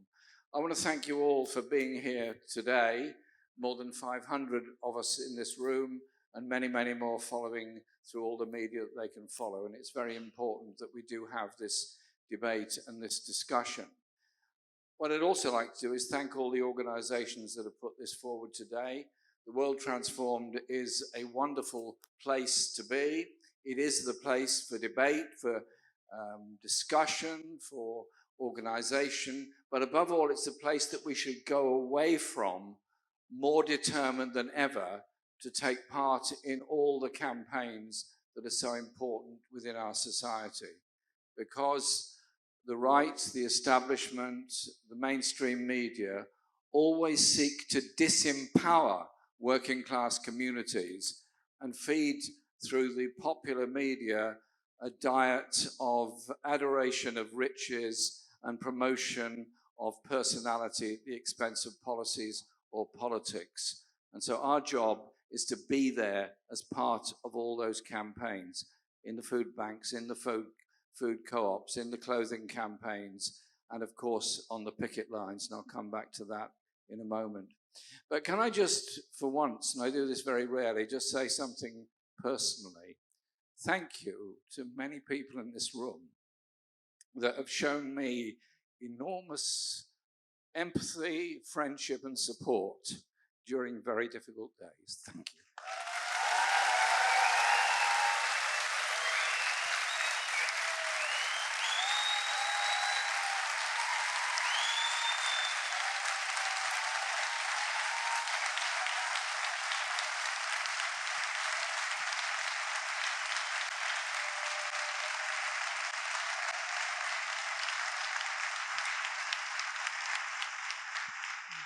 God, I wish I hadn't said that now. But in particular, I'd like to thank all the people in the party, all those great comrades that are on this platform that were part of our leadership team. And you know what? We all work together every single day of the week on lots and lots of issues all the time. And a big thank you to my sister-in-law, Marion, and my wife, Laura, who are here today.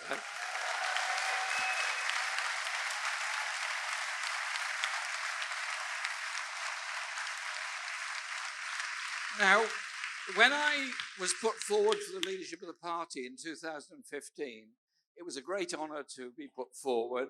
One of my neighbours came to me and said, "Is it true you put your name forward?" And I said, "Yeah." He said, "Okay, because I've just been down the bookies, it's 200 to 1. How much shall I put on you?" I said, "Listen, mate, I'm not a gambler and I don't honestly really agree with too much gambling, so don't put much on." I don't know how much he'd put on, but that guy bugged me for the whole of the leadership campaign. Every time I saw him, he said, "Jez, how's it going?" I said, "It's fine." He said, "I want better than that." I hope he hadn't put his house on it or something. But then I saw him after September the 12th, 2017. He goes, "Yeah." I think he did quite well out of it. The bookies lost 2 million quid that day.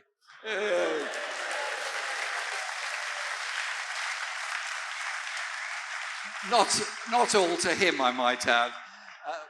But the point of the campaign on the leadership was, remember the 2015 election campaign. We had a very well-written, nicely presented manifesto. And there was some good stuff in it. Yeah, no question, there was some good stuff in it. But the problem was, it didn't confront the fundamental issue of austerity imposed after the financial crisis and the transfer of power and wealth away from the working class communities to the business communities and the banks in our society. It didn't confront the fundamental economic question that has to be faced. Our leadership campaign, it was ours, it wasn't mine, it was everybody's, in 2015, was about putting forward a political policy alternative for the Labour Party and Labour Party members. And indeed, we did succeed in winning that election by mobilising a very large number of people to come into the Labour Party in order to campaign for those policies. And I'm proud to say that by the time of the general election of 2019, the Labour Party membership had gone from 200,000 to 600,000. And by that time, all party debts had been paid, and there was a very large surplus in the bank at that time. So please, whatever you might say about me my policies and the policies of my colleagues. Incompetent at management, we were not. We did manage it very, very well, in my view, and I pay tribute to those in my office, Carrie Murphy and so many others that did all that work so very, very well. But yes, there were challenges. Goodness, there were challenges, yeah. I personally had underestimated the cultural hegemony of the Labour Party staff and the Labour Party establishment. I say that quite honestly. Any of you would have had the same view as me that time. And so when I was elected leader, we then almost immediately faced a challenge, but we faced legal challenges as well. A legal challenge on the interpretation of the rule book when I was taken to the High Court on whether or not my name could even be on the ballot paper for the challenge election in 2016. We won that case, but I have to say lawfare does not just apply in Latin America against Lula, Evo Morales and a few others. It applies against the left in Europe as well.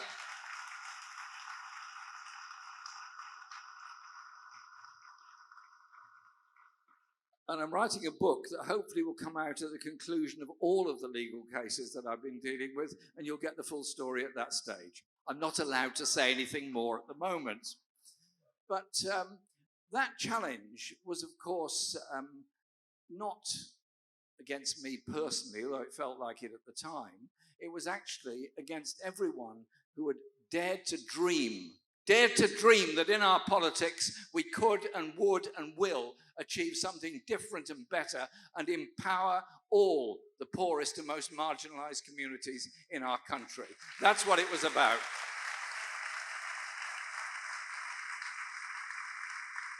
And so we then go, and this is what the Forde inquiry was about, partly, we go to the 2017 election campaign. Now, we'd obviously thought, at what point would Theresa May call a general election? We thought, will it be this year? Will it be autumn? You know, it's a sort of chatter that political activists have all the time. When will the general election be? You know, it's a bit like you've got sort of 6 apparently immutably different letters on a Scrabble board. You don't know how to put them together, so you talk about when the general election might be. And we sort of chewed it over. And then there was a thought that it might be that summer of 2017, but it was very much a background thought. So when she announced the election, yes, it was a surprise to everybody. It turned out to be a surprise to the Conservative Party as well. We assumed she would have told the Conservative Party she was going to call an election, but apparently she didn't. She similarly had difficulties with her party organisation, I understand. That's the one thing we've got in common. The election was called, and everybody in my office, you remember that moment, everybody, what? And so I called the team together and said, it's on, it's now, we go out and we fight like we've never fought before. And the opinion polls put us at 24%. So I got some really helpful letters from some people who I won't embarrass them by naming them, saying, an election has just been called, will you resign today?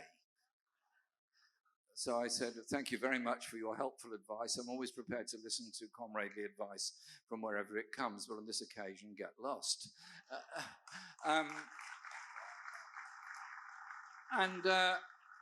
We then went into that campaign on an opinion poll rating of 24%, which was not very good by any stretch of the imagination. I knew it was difficult.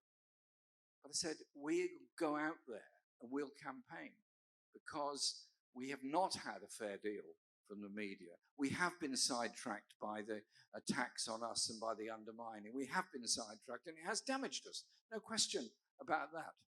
But we'll go out and campaign. And what I noticed was, at the start of that campaign, was the numbers of people turning out for events. It was extraordinary. I went to a canvassing session in Warrington. They hadn't even selected a candidate. There were like 300 people there for a canvassing session on a Saturday afternoon. I then went to Crewe. There were 500 people in the square waiting to go canvassing. They hadn't even selected a candidate. And so I thought, there's something, we're really getting a message through here. And once, as Steve quite correctly pointed out, the broadcasting rules had changed because of the election being formally called, we could get out there and actually get a message out. And so we went out on the campaign trail all over the country. The election was interrupted by the appalling tragedy of the bomb in Manchester that lost us some days of campaigning. And I felt that was an appropriate moment to make a point about British foreign policy over all the years, whilst at the same time absolutely condemning the Manchester bombing.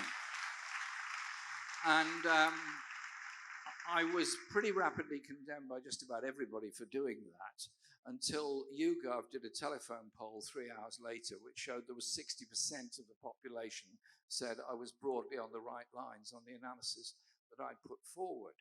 And so to say that people weren't prepared to listen to an alternative voice is simply not true.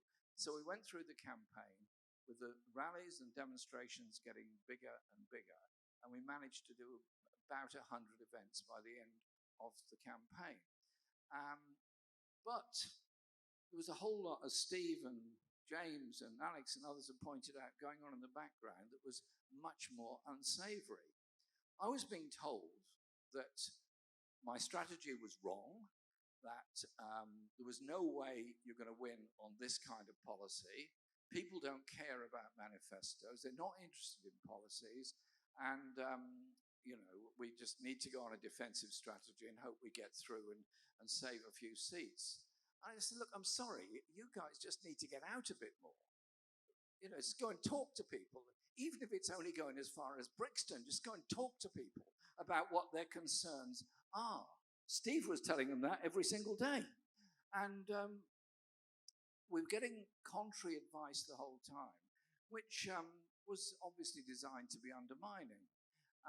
We continued with the campaign, and the result was, as you well know, what it was at the end of it. The largest increase in a party's vote during a campaign ever in history, and only for the second time in the history of the Labour Party did we win a majority of votes in England, which hadn't been done before. So to say that the party was unelectable was not true. Len and others were concerned about the long-term decline in the Labour vote in what are now termed red wall seats. I hate the word because it never existed before the Daily Mail invented it.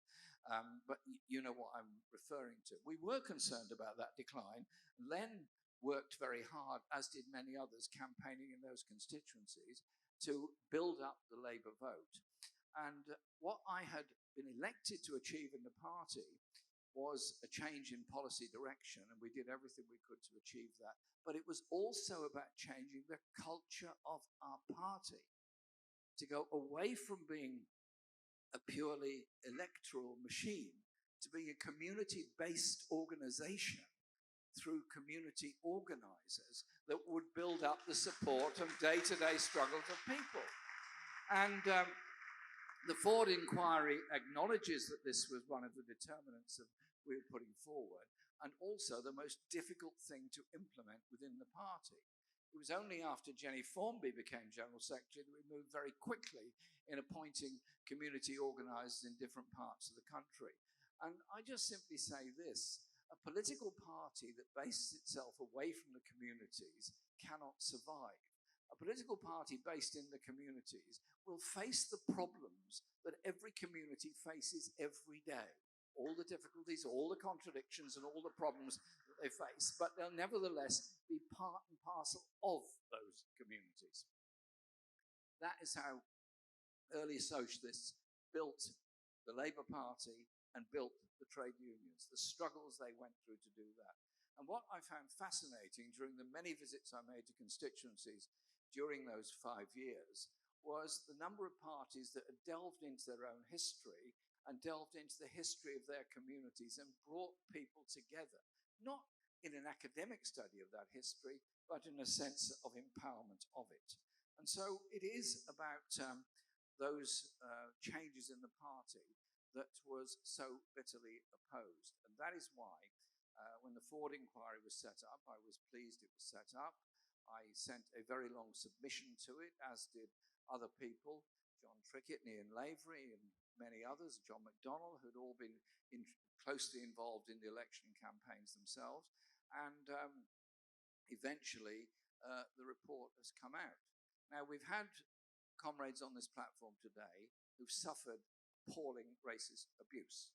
There are people in this hall who've suffered appalling racist abuse. Tomorrow is Jewish New Year. Shana Tova to all those Jewish people celebrating the New Year tomorrow, because we cannot live in a society that doesn't recognize the cultural contributions of every community, and we cannot live in a society that tolerates racism in any form whatsoever.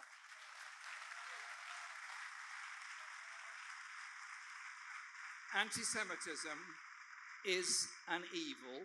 Anti-Semitism is what was practiced by the Nazis in order to blame the Jewish people for the collapse of the Weimar Republic rather than the economic system that had brought that about.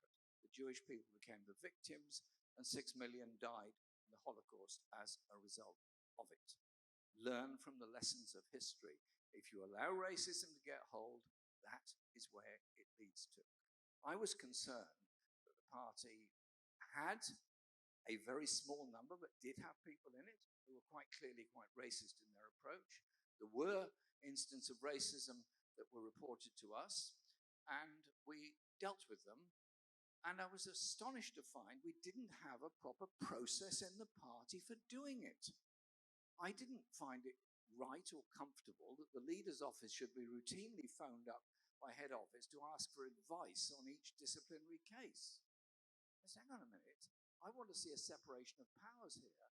I want to see an independence of investigation, prosecution, if you will, from me as the elected leader.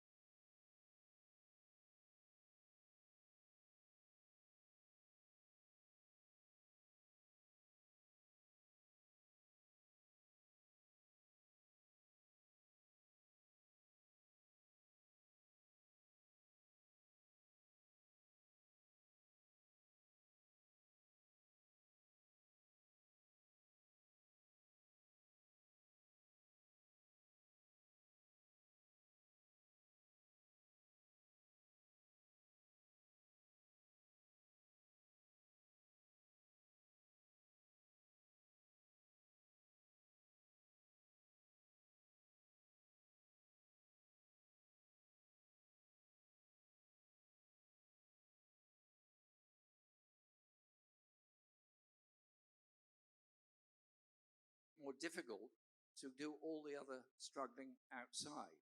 And we soldiered on, but I think the most important achievement was the policy change brought about by the 2017 manifesto for the many, not the few. My only concern, I said this to Andrew Fisher the night before it came out, I said, Andrew, it's absolutely great, it's brilliant, but isn't it a bit long?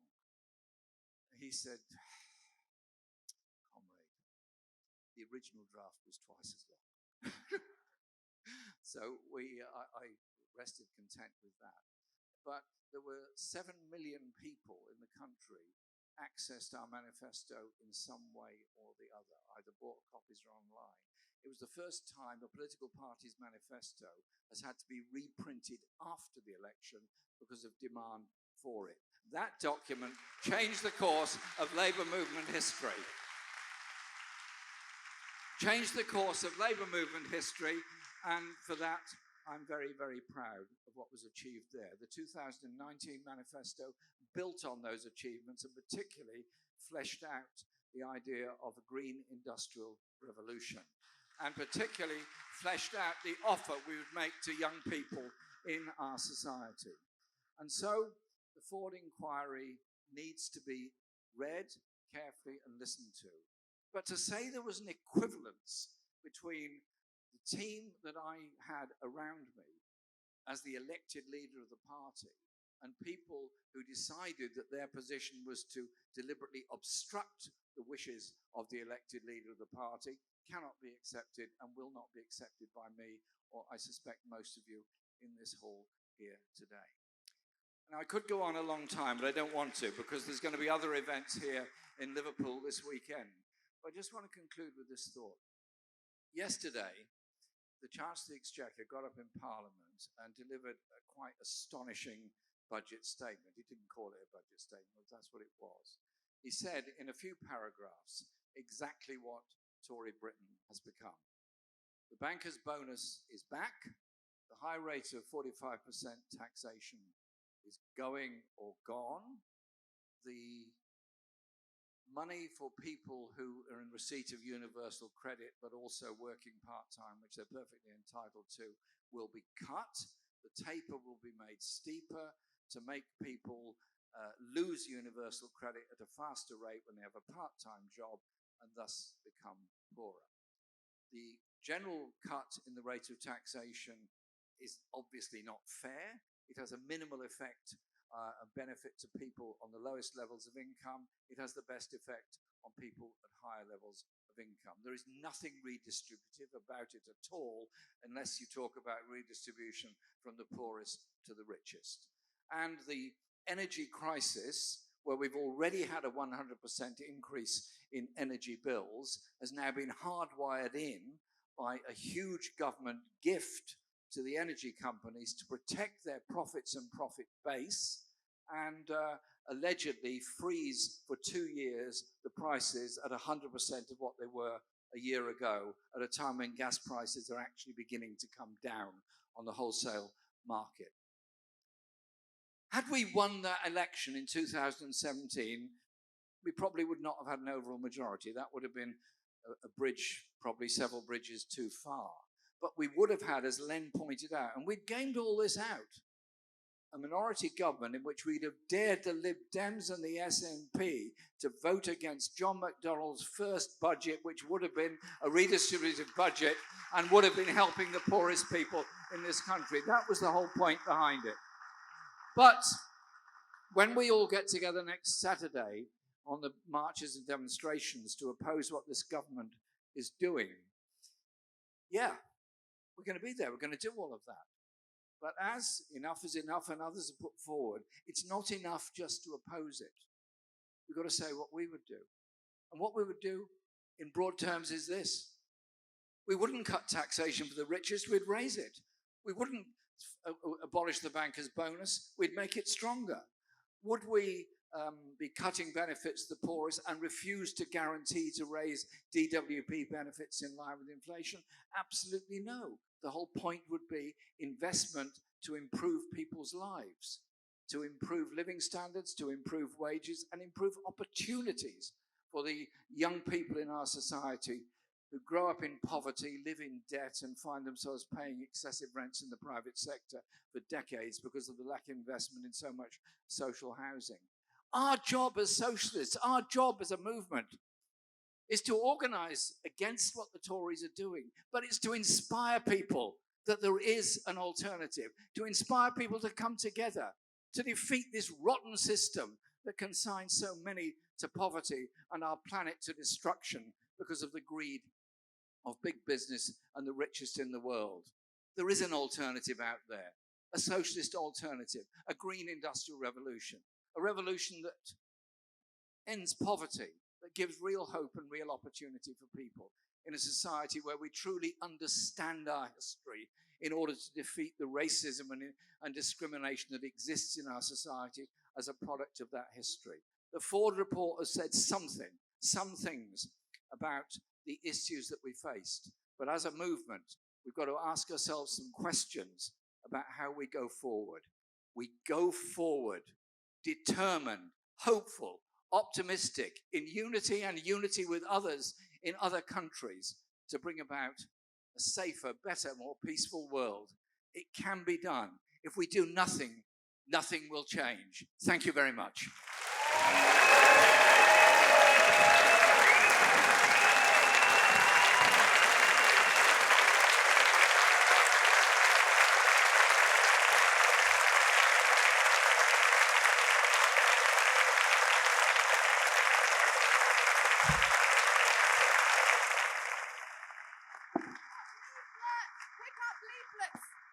Thank you. We've got leaflets at the front door about the demands of the Forde report. Take them to your trade union, take them to your party, talk about them.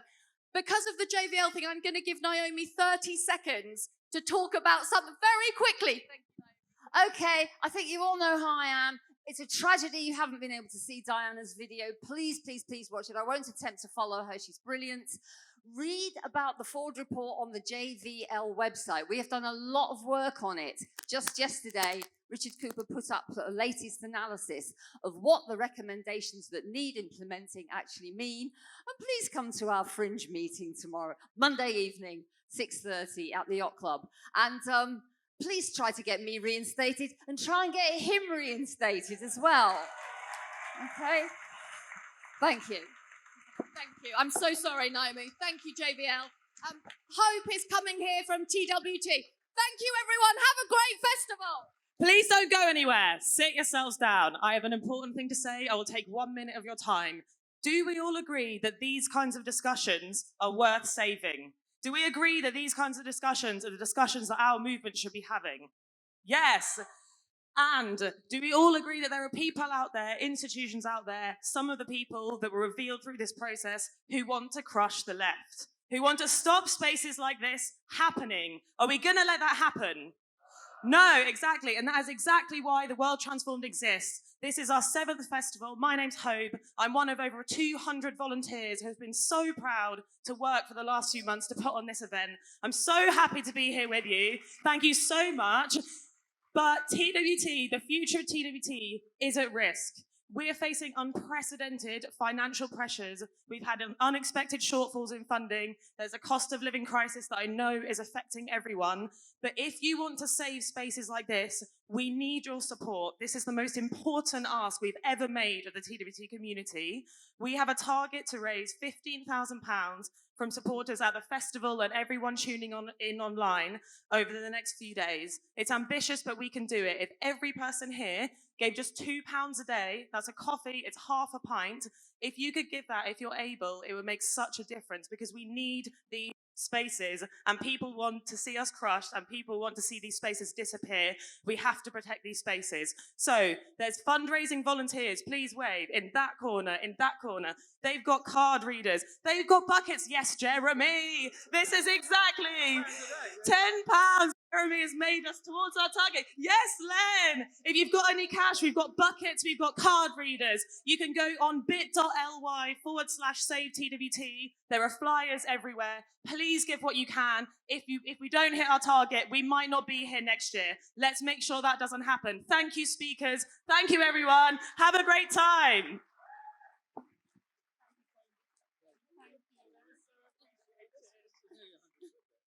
Bucket here, bucket here. Any cash donations? You are all legends. I love you. What? And can everyone exit that way? That way, please. Ideally, making a donation on your way out, either on your phone or in a bucket. Thank you so much.